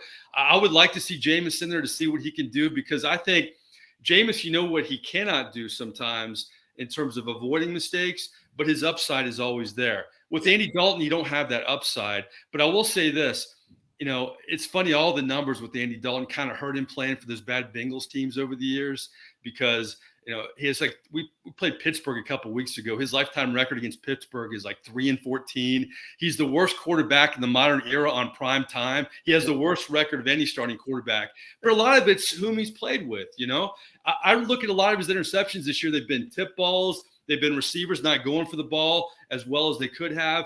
I don't blame Andy Dalton. I blame the lack of a running game. I blame a defense that can't force turnovers. I blame the fact that Michael Thomas isn't playing, that Jarvis Landry hasn't been there most of the year. It's much bigger than Andy Dalton. But the Jameis thing is complicated because he shouldn't have played after the Atlanta game. He was not healthy, played horribly against the Bucs, especially in the second half, played really bad against Carolina. So I think that lost him some trust with this coaching staff that he hasn't gotten back yet. But I will say this, though. I mean, I'm with you. If I'm looking as a Bucs fan on the outside of this Saints team, why are you playing Andy Dalton? It's much bigger than Andy Dalton. Yeah, that's good perspective because I haven't been able to watch the Saints, and I've been wondering why Jameis is not playing. Is he still the backup quarterback? If Dalton goes down tonight, is Jameis come in? Is there any chance Jameis plays, like Dennis Allen just says, what the hell with it? We can't score without him. Maybe they'll throw him in there against the Bucs. Who knows? Maybe. I just think that Andy Dalton's built up a lot of equity with this football team. 2 weeks ago against the Rams, he was 21-25. It was his best QB rating in his career, his best completion percentage of his career. He made some great throws last week against the San Francisco 49ers. It's just bigger than Andy Dalton. I mean, I think all of us here who have covered Jameis, who have seen what he's gone through, would like to see the story of him playing the Bucs. It's better TV, right? It's better ratings. It's a better story. It's everything. But this coaching staff feels like if the defense can continue to get better, that, frankly, they have a better shot with Andy Dalton. Mike, this is the thing I was going to mention about, people want to talk about the Bucs just can't score against the Saints defense and they have their number and all this. You know what their number is? It's called physicality. Yeah. And I hate to say this, but the Saints have beat the crap out of the Bucs because they beat the crap out of the Bucs. They physically own them every single time, and that goes a lot to the attitude of this Saints team that I think is personified by Cam Jordan, who just has no respect for Donovan Smith, has no respect for the Bucs at all. And when they play the Bucs, they bring the wood, they bring the lumber, and they out physical them. And I'm afraid that's going to happen again tonight if you're a Bucs fan, and that's how the Saints win. Is this team the same team that I've seen in the past? Because I haven't watched a lot of Saints football this year in terms of their physicality, and they'll bring it against the Bucs because they hate each other. They freaking hate each other. And the Saints hate the Falcons, but I think the Bucs hate the Saints like the Saints hate the Falcons, if you want to do that analogy. Yeah, I think this defense is coming to its own. They held Christian McCaffrey to under 50 total yards last week in San Francisco. And McCaffrey said, I know all the storylines about the Saints, but that's a good defense we played today. And Cam Jordan, if you meet Cam Jordan, if you're a Bucs fan who only knows Cam Jordan by a player who wears a helmet and is making plays against your team, he's goofy, he's funny, he's lighthearted, he's a fun guy to be around. But when he gets between the lines, he's a different cat. And he has, I think, 17 career sacks against the Bucs, which is incredible. I just think, this defense matches up well. The one guy who's not on that defense is Chauncey Gardner-Johnson, who's in Philadelphia now, who was becoming a problem in the locker room in terms of contract demands and sitting out practices and everything. I understand the Saints getting rid of him. It's their worst nightmare, though, that I think he still leads the league in interceptions and is making plays left and right. And, oh, by the way, the Eagles own their first-round pick next year, so they're praying that Sean Payton takes some kind of job so they can get draft picks next year. That's a whole different story. But, yeah, this defense, to me, what's been tough is Marshawn Lattimore hasn't played, guys, in almost 2 months. He's been out a while. So I'm interested to see if Marshawn Lattimore plays and is healthy, and Pete Werner, who's become a really viable linebacker along with Demario Davis, those two guys play, I think it's big trouble for the Bucs. What do you think the chances are Lattimore plays? I think it's pretty good. I think he's practiced more this week. I don't think it's 100% sure, but I would say probably 70% sure he may play. They're being careful with him, obviously, but if you're going to come back for a game, it's going to be this game. I always get a kick out of, I don't know the exact numbers, but watching so many games, it always seems like Evans has a better game against Lattimore in Tampa, but then Lattimore owns him in New Orleans. So you wonder if that dynamic can continue. But, boy, Lattimore's gotten the better of Mike Evans for the most part in recent meetings, especially last year when they shut him out. So, and then you have the fight the last game. So if you threw Jameis in the mix with all this, it would be the perfect Monday night ratings booster pregame show. Let's hype it up a little bit. I'm with you. I want Jameis in this game. Of course. I think because this defense is getting better, it's getting healthier. It kind of remember Tortorella of the Lightning used to say safe as death. They don't prescribe to that in New Orleans. They like the fact that Andy Dalton's safer than Jameis Winston too. And honestly, like this game to me has such high stakes, even though this is a 5-6 football team and a 4-8 football team, because the division stinks. And when we assume these would be the top two teams, and I know it hasn't gone right for New Orleans, but if they get a win here, theoretically, I mean, I looked at the schedule. You still got to play Carolina, Atlanta, and Cleveland, who did not look any good yesterday. I mean, all very winnable games. And the Bucs still got to play San Francisco and Cincinnati a little tougher, right? I mean, is this still, you think, the New Orleans at the end of the year here where all the teams are all kind of playing probably average football, maybe even bad football at the moment, that they're still the biggest threat to Tampa Bay in this division at this point? Because like you said, the defense is getting healthier. In this division, which is horrible, yes. I mean, I'm watching that Falcons game yesterday for 2 series. I can't watch this football anymore, and the Panthers are a mess too. I don't know how the Bucs or the Saints lost to the Carolina Panthers. I mean, how did that happen? That's just crazy to me that could happen this year. Horrible coaching is what it is. Horrible. I agree. I agree with that. This Saints team is just similar to the Bucs in so many ways, just underachievers, bad coaching, and injuries, mistakes. We did a pregame show in San Francisco where I looked at, and you can do this with a lot of teams, but really it's indicative of the Saints. They have 4 wins this year. In the 4 wins, though, the penalties and the turnovers are substantially lower than the losses. And if they don't make those mistakes, guys, and you could say this with a lot of teams, but it's really true with the Saints, that they would have beaten the Vikings in London, good Vikings team, and they really played well enough to beat the Bengals. That was a horrible game. They let that game go at the end. But think about that. They're good enough to beat the Vikings and the Bengals, but they lose to the Panthers. That's the NFL now. I mean, early on last night, I'm watching Indianapolis hang with Dallas. I know the game got carried away, but I think that's what we love about the NFL. But what frustrates us about covering whatever team we're covering is it's so week to week. It really is. Hey, Mike, we talk about this being such similar situations with the Bucs and the Saints, and this is still kind of a conundrum for me. And is that why did Sean Payton leave? What did he know? And why are the Saints so much worse without him? Same with Bruce Arians. I think we know why he left. But I think we both were preseason like, hey, the continuity is great with these two teams. You're just moving a guy in, Dennis Allen, who's been a head coach, and we all said the same things. It shouldn't be that different, especially from a coaching standpoint. But Lord, holy moly, how bad did these guys miss these head coaches? That's another similarity because unlike Bowles and unlike Dennis Allen, Sean Payton and Bruce Arians are alphas, and when they walk in the room, you know it. When you walk in the building, you know it. I think they're a little different in terms of how they approach the media and how they approach their staff and maybe the PR department and the video department, all that. I know this, when Sean Payton left, there's a balloon and there's air out of the balloon. Everybody felt a little looser in that building. I know in the press conferences, you feel it in a press conference when you deal with an alpha coach. You better watch every word you say in that question. I feel like Dennis Allen, sometimes I could ask him his favorite color and he would tell me blue and he would give me an explanation of why it was blue. Sean Payton may just go crazy and walk off the podium. Right. But when you're a player, there's an edge too. Yeah. There's an edge when you're a player that you have to play this way. No margin for error. You can't have stupid penalties. You can't turn the ball over. And I think you lose that when Arians leaves and you lose that when Sean Payton leaves a little bit. I think you nailed it. That's why I asked you that question, brother. All right, tell me what else is going on with you these days, my friend. Any more Aaron's episodes out there? I love them. They're fantastic. Yeah, we just got renewed for another year, and we're doing current players, some big names coming up, and I'm also talking to some other entities about doing it too. And we're pulling out of the pandemic. Obviously, it makes it easier to run errands with people. I can't believe we did it during the pandemic for 2 years with masks on. We drove around New Orleans with Archie Manning. I think he just wanted to get out of his house for 3 hours. I think that's why he agreed to it. We did Morton Anderson in Atlanta. I met him at a golf course. I mean, it's been if you go to errands, like you're running errands, ERRANDS, and YouTube, we're real proud of that. But I'm teaching now.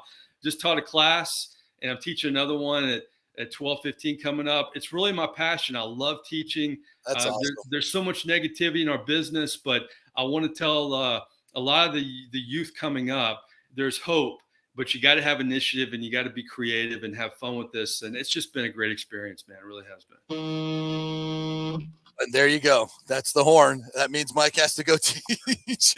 So, my daughter calling me again, of course. Awesome. Yeah. Well, you're a great dad too. So there's that. Thanks, buddy. Appreciate your time. Are you being in the press box tonight? Yeah, we're gonna catch up. Yeah, definitely. I'll try to get there early. Let's share some carved roast beef or something. It'll be fun. Has Nick heard of A Matter of Trust by Billy Joel? I'm curious about that. No, I'm not. I'm one of the. I know the big hits from Billy Joel. I'm not deep. That's a big one. That is a big one. There you go. I don't know. I don't know. All right. I'll let him know. I'll leave you on this. I get reminders in class of how old I am all the time. I brought up Trent Dilfer last week because I don't know if you saw Trent Dilfer's opening presser at UAB. It was phenomenal. Really, really impressive. I was really impressed by him. But I asked my students in one class, I have 30 kids. How many do you think have heard of Trent Dilfer? Got to be 10. Got to be 10 at least.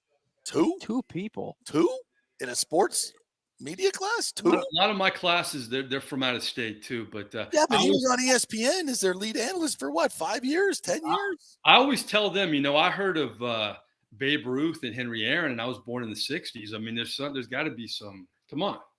Historical value to these guys. I mean, I love Trent Dilfer. I loved him on ESPN. I've seen a lot of his stuff on YouTube. Him as a high school coach, very inspirational. I'm going to go look that up at UAB. Did you see Deion's first presser, by the way? I haven't. I want to see it. I wish he would have. Obviously, the whole USF Colorado thing. How Yeah. fun would it have been to have him here? And the fact that he's from here and could compete against everybody in the state, we're going to miss that. Yeah. USF had their chance, and they went another direction. That's So Dion basically stood up in front of his team and said, y'all go get in the portal. y'all ain't gonna, I'm bringing where's Shador? There's your new quarterback. I'm bringing players. I'm coming, and you guys are out. He made him repeat it. We're going to play it here in a second. It's freaking hilarious. But, that's prime. That's prime. I'm coming. The first time I met JP, I was interning for him in the late 80s, and the centerpiece of FSU was primetime. He was everything in Tallahassee. That's right. It's I give him a lot of credit because he didn't have to coach. He didn't have to go to Jackson State. He didn't have to do any of this stuff. And he's gonna make noise, man. It's gonna be fun to watch. Yes, he is. All right, Mike. Good stuff, buddy. Appreciate it. All right, guys. Right. Mike and I were both covering prime time when he was at FSU. We'll take a break. We're going to come back, and one of the many things we're going to do, because we still got to get to U.S. Soccer. We got to get to Ray's Stadium. We got to get to Fred McGriff, and we're going to just juxtapose the Dion and the Alex Golesh, which I think the press conference is starting up soon, the Alex Golesh pressers, and you guys decide. We'll be back in a second. We're brought to you by Bay Area Modern Medical Center and the Jeeves Law Group. Stay with us.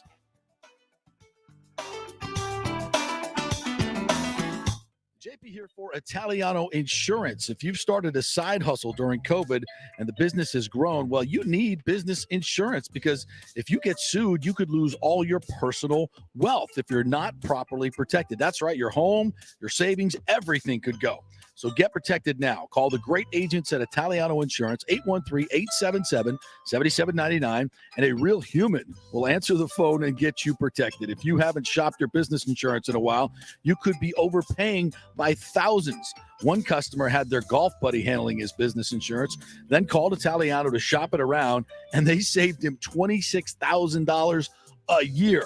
Yeah. So call 813-877-7799 or go to ItalianoInsurance.com. Italiano Insurance, protecting all the pieces of your life for over 60 years. Attention, if you are home shopping or looking for a refinance, and even if you already have the approval letter, you must call my man Scott Fitzgerald at American Mortgage Services. Scott has a brand new program available in the greater Tampa Bay area called the Community Advantage Loan Program. Get this, no money down, no mortgage insurance, no points, no origination fee, purchase or refinance, and loan amounts up to $647,000. Now, there are some application requirements. It must be a single-family home, 1 unit, primary residence, and have a minimum 640 credit score. The program only applies to certain neighborhoods, so you have to call to find out if you qualify. So call Scott Fitzgerald at 813-294-7595 or email him at scott@amstampa.com. Now, even if you don't qualify for that program,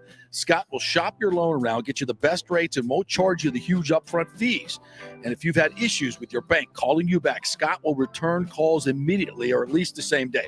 813-294-7595 or email him, scott@amstampa.com. Scott Fitzgerald, MLS 386722, American Mortgage Services, 1000 North Ashley Drive, Suite 1020, Tampa, Florida. Guys, let me tell you about Bay Area Modern Medical Center. Are you experiencing low sex drive, fatigue, hot flashes, moodiness, and you just don't feel like you have the vitality you once had? You're not just getting old, it's likely low testosterone. Studies over the last 20 years show a shocking decline in younger males aged 16 to 39. Older men have seen a sharp decline as well. Do something about it.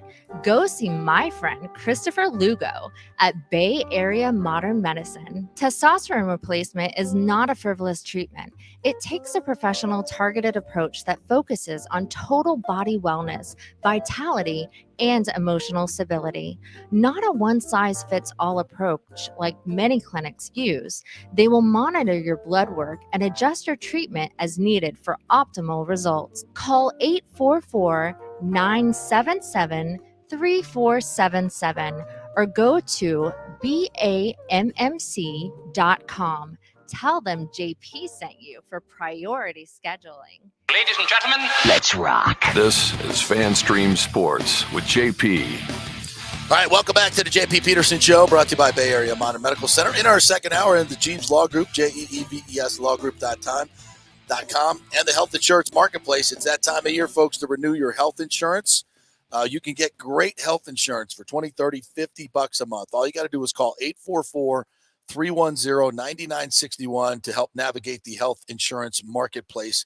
1 to 3 people in Florida, 1 out of 3 people, I should say, in Florida are uncovered because they think they can't afford it. Is that you?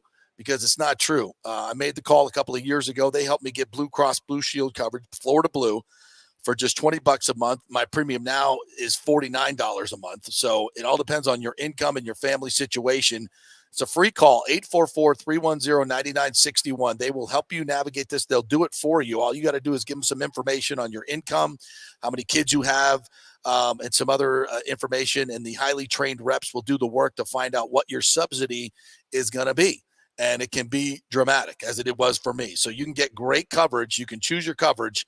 Call 844-310-9961. It's a lifesaver, folks. Do not go without coverage. You should not be doing that. It's a life and death decision. So find out when, even if you have an employer who's paying part of your health insurance and you're having money taken out of your check, right, which is a lot of us, don't do that because you can find out it might be cheaper. So just make the call and find out if it's cheaper for you and get as good or better coverage for less money. 844-310-9961. So check it out. All right. So right now, Alex Golesh is meeting the media. What do we got going on? I know you're monitoring what's happening there. Is he talking yet, or is it still the preamble of administrators? Yeah, we just started with the preamble of the administrators right now. So let's play. Can we play the Deion Sanders? This is Deion addressing part of his address to his own players. It's a full room, a bunch of players sitting in the front with hats on, and he said, "Yeah, we don't wear hats in meetings inside." He's a no mess type of guy, and he is going to take Colorado and the Pac-12 by storm. So this is the Deion. Parts of the Deion message to his team. We got a few positions already taken care of because I'm bringing my luggage with me. And it's Louis.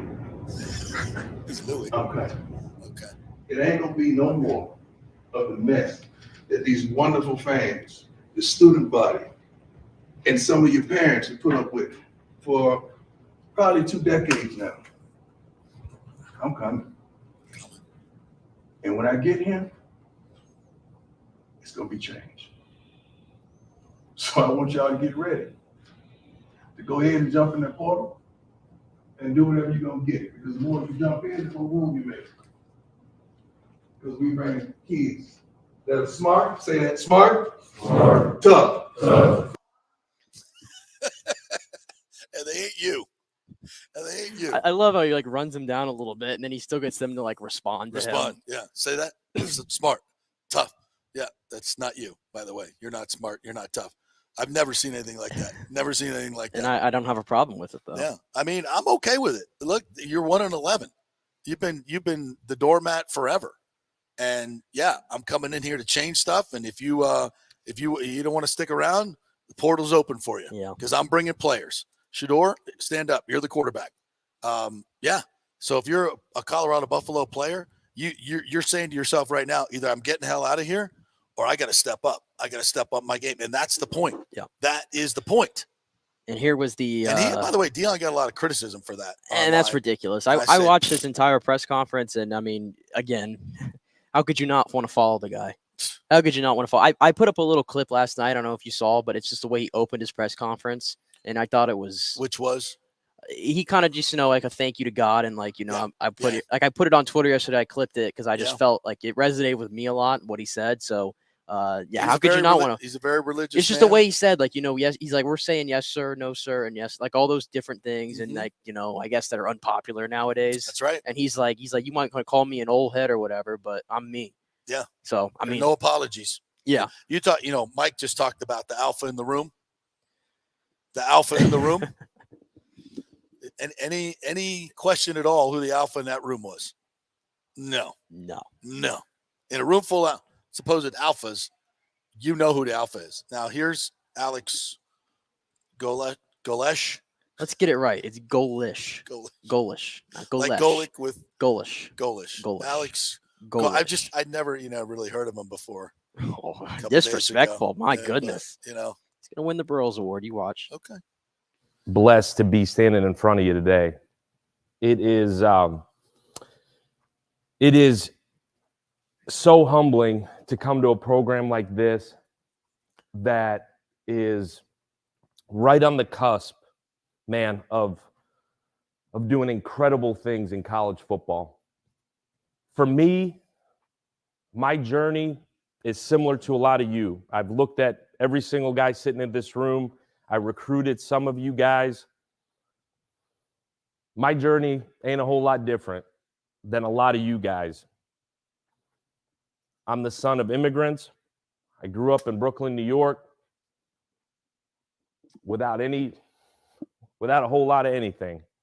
And all I wanted to do was play ball and be like one of you guys sitting in the chair. I've had some incredible mentors, people that got me into this profession. I'm a teacher by trade, special ed teacher by trade. Thought I was going to coach and teach high school ball. I think what's gotten me to this point is the fact that I care about young people. In this whole day and age of college football, and you guys know it's crazy right now. It still comes down to helping you guys become the best versions of yourself every single day, loving you guys like crazy, trusting you guys to go get it, and giving you every single tool known to man to go be successful. In terms of how it's going to roll, it's going to be a partnership.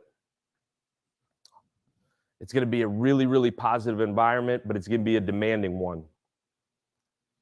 We got to climb the ladder, man. We got to climb the ladder of college football. We got to climb the ladder of American Conference football. And at the end of the day, we got to be as good as we can, be as fast as we can get there. There won't be shortcuts. There aren't shortcuts in life. And I just told you, my journey ain't had no shortcuts. But what I'm going to promise you is this. I'm going to work harder than anybody in the country. We're going to surround you with a group of men and women. They're going to work harder than anybody in the country to give you every single imaginable tool to be successful. I will serve you. I'll give you everything I got. That's awesome. That's awesome. But it doesn't put the fear of God in me like Dion did. It's two different ways to motivate. There's no question about it. Dion motivates through fear and high expectation. Clearly, Alex has high expectations, but his is a partnership moving forward. And you're going to work hard, and we got to climb the ladder. Just straight up, which one of those approaches do you think USF needs? You know, he said this program is on the cusp. Of what? I mean, I'm just being. There's no. I'm a huge supporter of USF. I want them to do well. I want them to do so well. But I'm not going to sit here and say that I think they made the right choice. I don't. I think they should have done what Colorado did. Even though they don't have the money, they did it anyway. And it might blow up in their face. It might blow up in their face. Dion may be biting off a little bit more than he could chew here, but I'm here to tell you that's the route I'm going. If I'm Michael Kelly, and I love Michael Kelly to death, and I think you've heard me say, I think he's one of the best athletic. He's smart. He knows what he's doing. I mean, there's not a lot of evidence to that right now with the Jeff Scott hire and the extensions, and also for Brian Gregory. There's a lot of boosters right now. They're looking at that going, what are you doing? What are you doing? It's a different approach and when you stay steady, sometimes it works, sometimes it doesn't. And with Jeff Scott, it didn't work. It didn't work. And Alex Golesh feels a lot like Jeff Scott. Primetime would not feel like Jeff Scott. Head coaching experience, NIL, brings money, brings splash, brings it all. But he brings baggage. and it's Louis. And I think South Florida was afraid they didn't have the money and it wouldn't pay off. Didn't want to lose control of the program because I tell you right now, that Colorado athletic director, he ain't in control anymore. It's Deion's program now, for better or for worse. You may not have the money, but he's not proven at this level, but they took a shot because you know why? Because Colorado has been irrelevant for 2 decades, as for the most part, USF has for the last decade. But isn't that everywhere though? Like Nick Saban, is he in control of Alabama's program? Oh yeah. Yeah. I mean, is Jimbo Fisher in control of things at A&M? Oh, you damn right he is. I mean, every coach, I think, for the most part, if they're running it right, is in control of what's going on here. And like I said in the first hour when we went into the debate, I think it's unfair to compare Alex Golesh because he didn't control the Deion rumors. He didn't control who they were. He got the call and he wanted to be a head coach, and he's here. Yeah, absolutely. And I'm gonna give him an opportunity. Like I said, I am too. I have zero. Him, I got zero. Saying, I have zero dog USF, in the fight. I would have gone a different direction. That's fair. But I'm just saying I got zero dog in the fight. I'm a UCF guy. I'm not one of those super USF haters. I'm not like that. And maybe it's because I was born here. And I went to USF games when I was a kid in the BJ Daniels days and the Matt Grothy days. I think you're very knowledgeable and very objective. I'd be objective. I want to see this team succeed in this area, have a team in college football they could latch on to, and we could not have it to where it's just an all hodgepodge of FSU here and Florida here. I want it to be all USF in a perfect world. I think it's better for this community. Okay. And I feel bad for the USF fan base right now that's unhappy with this hire, but let's just give it time. Let's just see what happens. It's the only thing you can really do. Yeah. And by the way, with the press conferences, you don't win football games at press conferences. Nope. You don't. Well, and that to me is not about the press conference. It's about their approaches. Those are 2 vastly different And which approaches. way's right, which one's wrong? I mean, there doesn't have to be. You'll find out. We'll find out. Yeah. I still think, though, with this guy coming in here with the offensive mind that he has in this conference, which is going to be considerably weaker, there's a chance for him to do some special here. Oh, I think there's a much better opportunity than Jeff Scott had, in my opinion, too. I think he should have more success than Deion does early on because that's a much tougher conference. It's going to be harder for Deion, but eventually I think he's going to get and we'll see what we'll see what he says. Right now, Michael Kelly's still speaking, so we'll probably we'll listen to the Golesh later today, and we'll have some clips for that tomorrow and see how we feel. But because we got a lot to get to still today. Yes, we do. All right, let's take another quick break. When we come back, we're going to get to Fred McGriff, USA Soccer, and Rays Stadium. Our final break, so we will return. Might run over a little today. Might have to run over just a little, but we'll get to it when we come back. Stay with us.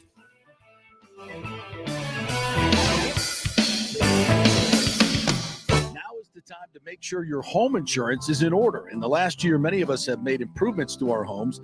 So call the folks at Italiano and discuss these upgrades to make sure you have enough coverage.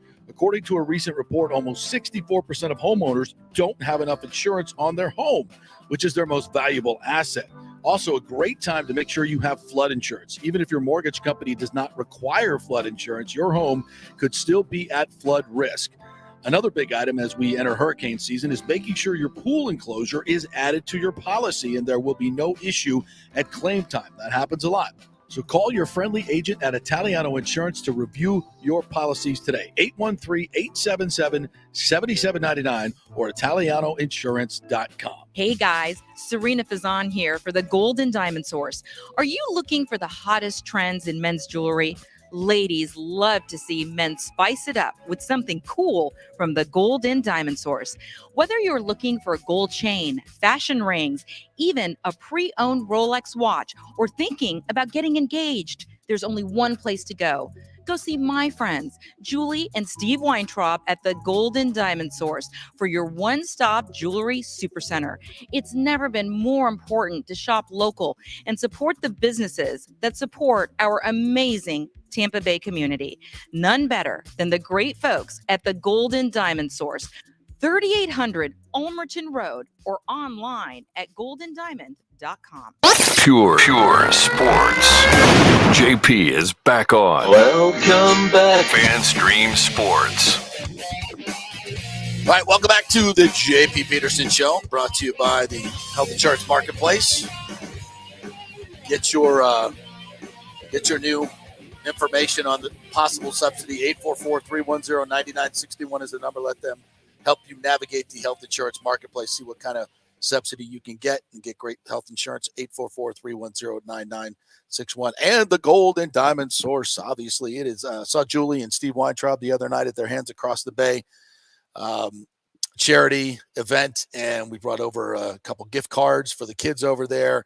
And, man, what an outpouring of love and support for these women that have been the victims of domestic violence. And, boy, Julie and Steve have just gone way, way, way past philanthropy in this endeavor. And they have a new home over there that these battered women can come in and stay if they're in emergency situations and get clothes for their kids. I mean, some of these women have to leave because in the middle of the night with the shirt on their backs because they can't take anything with them and they have nothing left. They have no place to go. They have no money to get anything, and they can go to Hands Across the Bay, now their facility there, and stay the night until they get there on their feet and get, supplies, toothbrushes, deodorant, all those things, the essentials for living.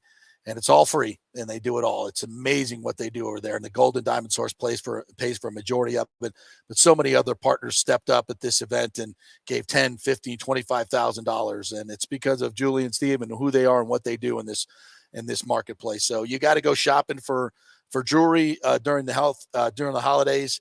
Do it for the ones that support this great community that we live in. They're literally none better than Julie and Steve Weintraub at the Golden Diamond Source. So spend that money at a place where they're helping your neighbors and spread the love. It's the Golden Diamond Source, 3800 Ulmerton Road, always online at thegoldendiamondsource.com. Of course, they got the greatest deals and selection, everything over there. So great folks. Yeah, I'll be over there soon, by the way. It's wedding band season. That's right. It's wedding band season. You got a wedding coming up.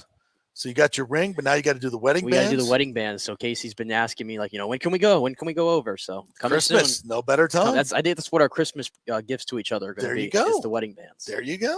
A perfect idea. No better place to go than the Golden Diamond Source. Super. All right. So you were just watching Alex at the podium, and your reaction. What did you? Come on. Be honest with the people. It doesn't change any way I feel, but I was watching it, and I was about a minute and a half in, and I said, all right, I'm bored, and I closed my phone. I mean, that's just, okay, I did it. Okay. Whereas yesterday, I did turn on Dion in the car, and Casey first rolled her eyes, and then by about a minute in, she was invested and listened to all 30 minutes with me. It's just a different deal. But again, let's see what happens on the field. That's right. There's lots of different ways to skin a cat, my friend. A lot of different ways. So we shall see. All right. You want to do a little USA soccer? Our little USA report here. I saw a team that was outclassed by the Netherlands. Even though they produced a lot of chances, it's so frustrating to watch the United States play because they just have no finishers. They can get down there and they can get in position to score. They got a ton of corner kicks and set pieces, and they're just not dangerous at all. They have nobody up front that can finish. And it's just, it was so inevitable watching it. It was like watching a huge wave come in. Yep. And you're trying to you think you can hold it back, and you're like, no, it's not going to, you're going to lose. Yeah. The U.S. is missing one thing right now, and that's a difference maker at the striker position. It didn't matter who they put there. They tried with Josh Sargent, didn't work. He got hurt. Haji Wright I know Haji Wright scored the goal, but it was kind of, oh God, it was a complete very fluke. fluky. Fluke. Jesus Ferreira, who I mentioned, I was interested to see who would get a shot in there, and he did, and he was very ineffective, not unnoticeable. Giovanni Reina finally gets in the game, but what does Greg Berhalter do? He makes him to where he's playing from his back to the goal, right. And that's not his position. So now you're playing Giovanni Reina out of position. You're not getting the best out of him. Wasn't really impressed. Almost like to prove people wrong. Yeah, I think that's the big thing. He got outcoached. Running it up the middle. Yeah. Like, I'll prove Greg Berhalter, I defended him a lot, but he got severely outcoached and outclassed in this game. Louis Van Gaal, for those who don't know, he has been a big-time manager. He was at Manchester United as well. One of the Glazers' failure of a hires along the way. But he's a very good international coach. In the first half, USA had all the possession, and yet we're down 2-0. And a lot of people were saying, oh, but they've dominated this game. They should be winning this game. And I'm sitting back. It's no offense because a lot of people are casual. I get it. But that was the game plan by the Netherlands, was to sit back and dare the U.S. to beat them. And here's the thing. They can't. They can't. They don't have creativity. it just seemed like every time they got an opportunity, they got a little bit frantic, and it just looked very awkward every time they got inside the box. The set pieces were horrendous this World Cup. I don't think they ever really got ahead on any of them to make a difference. And that did them in. And then when the Dutch countered attacked, the passing, you can tell, you watched that game. My gosh. That's the difference between Clinical. the U.S. and how we play Clinical. soccer and how they play soccer. Clinical. It's one touch and it's one-time finishes. They're perfectly placed in the corners where Matt Turner has no shot. That's the difference in an elite team and a team like the U.S. And I'll just say one name that I watched yesterday, Mbappe. Holy He's pretty good. He's pretty good. Dude. Holy hell, is he fast? Yeah. Is he big? And when he strikes it, he's just a goal machine. He's a machine. God. He's got the Those same two amount of that he goals. scored, the way he makes space for himself in just a little bit of space. It's all he needs. And puts it on his right foot and curls it into the corner like that with pace. Yeah, he's a Holy complete player. shiz. He already has Man. as many goals in World Cups. He's only been in 2 World Cups now, Yeah. and we're not even done with this one. He's got as many goals as Lionel Messi in World Cups, and Lionel Messi's played in 5 World Cups. Think about that. There were 2 runs that he made down the left wing, 2 or 3 runs where I got to give credit to the Polish guy, Cash, I think his name was. Matty Cash. Where he dispossessed him twice. And I was like, and I didn't think the announcers made a big enough. It's deal just what he about it. does. I was just like, holy crap, that guy got the ball away Yeah. from him. Like, that seemed to me like some amazing feat that somebody did that for him. Kind of outran it. I mean, he was, he had a good head start, but he still got the ball. He still dispossessed him one-on-one 2 or 3 times on the wing. I'm like, damn, that was good. You asked me about my favorites going into the round of 16, and I said France, they have a lot of injuries. They had more injuries coming into this game, but when you've got Mbappe in there, he's a difference maker. It's the same thing with Messi. I'll watch him every game. Yeah, it's I'll the same watch thing with Mbappe every Messi. game. Messi, by the way, we're gonna get Argentina and Netherlands. That's gonna be one of the best games we've seen so far. Yeah. Messi also that just in pretty damn good. Yeah, he was to score every game for Argentina. And so I got to bring up, be fun. I got to bring up my soon-to-be stepson. He's 10 years old. Mm-hmm. He's a big soccer fan. I was like, hey, let's watch the USA. He's like, when's Argentina on? I want to watch Messi. I'm like, bro, we watch USA first in this household. He's like, Listen, I was that 10-year-old boy one time who loved soccer. But it's Team I USA wasn't first. watching USA first. I was watching Ronaldo. I was a Ronaldo fan first. I'm about it's merit-based. And if it's merit-based, I would. Soccer's you latch onto one of those You got to have players. loyalty is also a very important component. And you got to be loyal to your team. Yeah.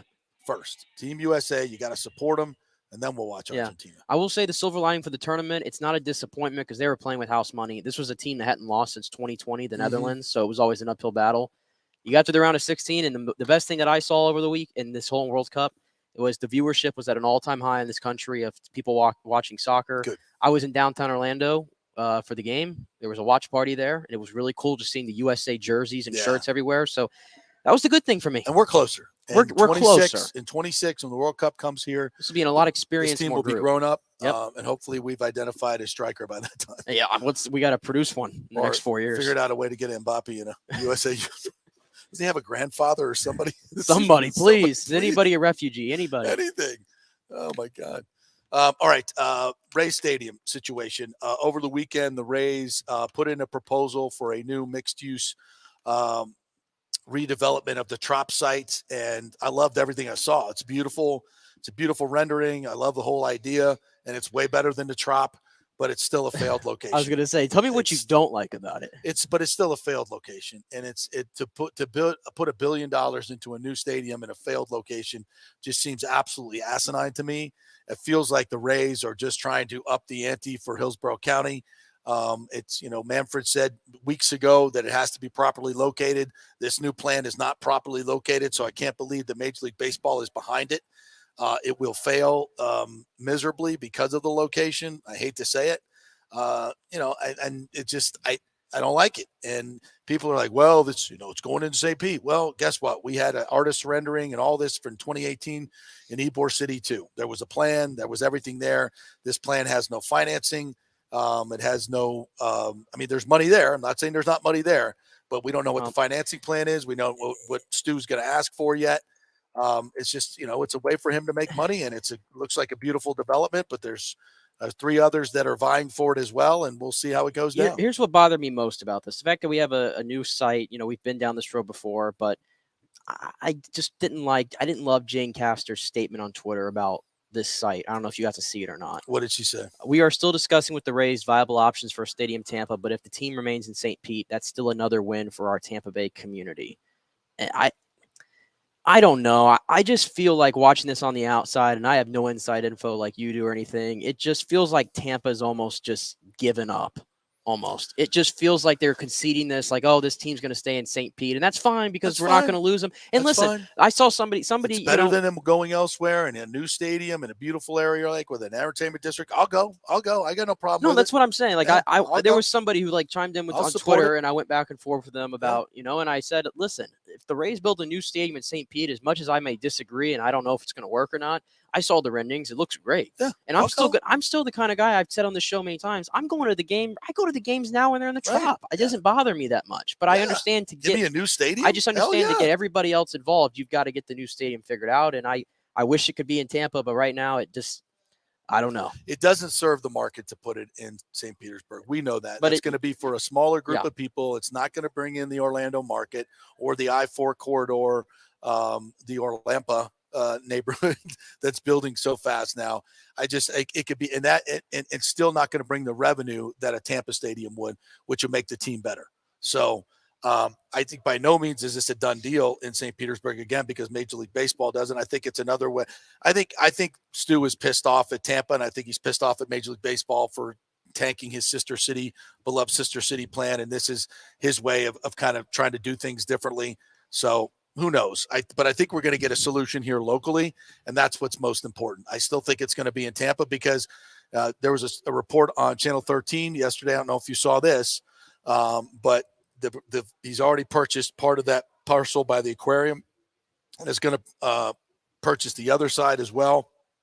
Plenty of room for a new stadium, a waterfront stadium in downtown Tampa with the entertainment complex around it and condos and everything else. That's still very doable. And it's just a matter of how you fund both of them. And whoever comes up with the funding, I think Major League Baseball would much prefer that it be in Tampa to bring in the other markets and be closer to everybody else. That's a no-brainer. Ooh. I think it's what's best for the entire area as well. So we'll see what goes down. And by the way, what they're doing off the field, we talked about that on Friday. And they just need to go add Sean Murphy, the catcher, which looks like hopefully something they're supposed to do. And Brian Reynolds also for the Pirates. I guess he decided he's requested a trade, and the Rays are one of the 4 teams that were name dropped there. So that'd be a good bat to get into the lineup as well. So that's how they're going to have to do this. They're going to have to make trades and get creative. We know that. If they bring in Sean Murphy, that's a slam dunk. Yeah. I will have nothing but praise for this franchise if they can pull off Sean Murphy. And he lays down a bunt. Yeah, I saw your tweet. How long did you to think of that one? 3 in the mirror becomes Sean Murphy bunting. Yes, we'd love to see it. Hey, by the way, real quick, which we can go over a little bit. It doesn't matter today. But Alex Golesh, I'm just kind of reading through some of the quotes. He did confirm he's already hired a defensive coordinator. What's his name? He has not revealed, but he says he hired a defensive coordinator Saturday night. So, I guess he's probably still playing with another team, and they don't want to release it. And I'm just trying to read through it. And again, we're going to listen to it so we can judge it accurately tomorrow. But a lot of people are saying that he's really crushing this. So good. We'll see. Good. We're big Alex Golesh fans, and we hope that he succeeds. All right. What do we not go? Oh, Freddie McGriff. Yes. My goodness. 493 home runs, 5-time All-Star, 13 seasons of 27 home runs or more. His head never grew 3 sizes bigger. He never put on 40 or 50 pounds. All he did was mash. And every team he played on, with the exception of the Rays, won for the most part. And when he was with the Braves anyway. I'm just so glad for Freddie. He did it the right way in my mind. It was the most consistent and over 1,550 RBIs. I mean, if you're going to keep the other guys out, which of course I think is the right thing to do, they are represented in the Hall of Fame. All their bats and stuff are in there for their records. So they're in the Hall of Fame. They just don't get the bus because they took steroids and they made a joke out of the record book. That's my personal opinion. But Fred's in, and Fred should be in, and it's about damn time. Yeah, and a lot of people were saying, like, good, maybe the Rays can finally acknowledge that he exists and played for this franchise. I kind of agree. I feel like he gets lost in the shuffle a lot when we talk about great Rays of all time. Maybe it's because he was just here for a little bit, but damn it, he had some pretty good years when you go back and look at the numbers. and you were here during it. I Yeah. mean, lone bright spot in a very bad Yeah. team. I feel like he probably deserves, if we're going to retire Wade Boggs' number, like I feel like Fred McGriff had just a big of an impact. Oh, hell yeah. Plus, he's from here. Yeah. The reason why Wade he wouldn't retire his number because of what he did with the Rays. Same thing with Fred. Yeah, they're Tampa legends. They're Tampa legends. You're in the Hall of Fame. We've got, 4 or 5 guys that are from Tampa? Al Lopez, Wade Boggs, now Fred McGriff. I'm still waiting on Gary Sheffield for one day to get in there, hopefully. Yeah. I mean, there's that's a small club. So, yeah, hell yeah, hanging in the rafters in the new stadium in Tampa with new ownership. All right, I think we got to most of it. 2 hours is not enough. We appreciate you guys each and every day. Please tell your friends all about it. Please subscribe to our YouTube channel, and please retweet our show. You can share it on Facebook. Just get the word out there. Our numbers are going up, and we really appreciate you guys being a part of it each and every day, giving you an alternative. And that's why we're here 2 hours each and every day. Tampa Bay Sports. Thanks to our sponsors as well. We will be back tomorrow. Monday Night Football. We'll have it all for you. What are the Bucs going to do tonight? Something bold and different, or not? We'll talk about it tomorrow. See you then.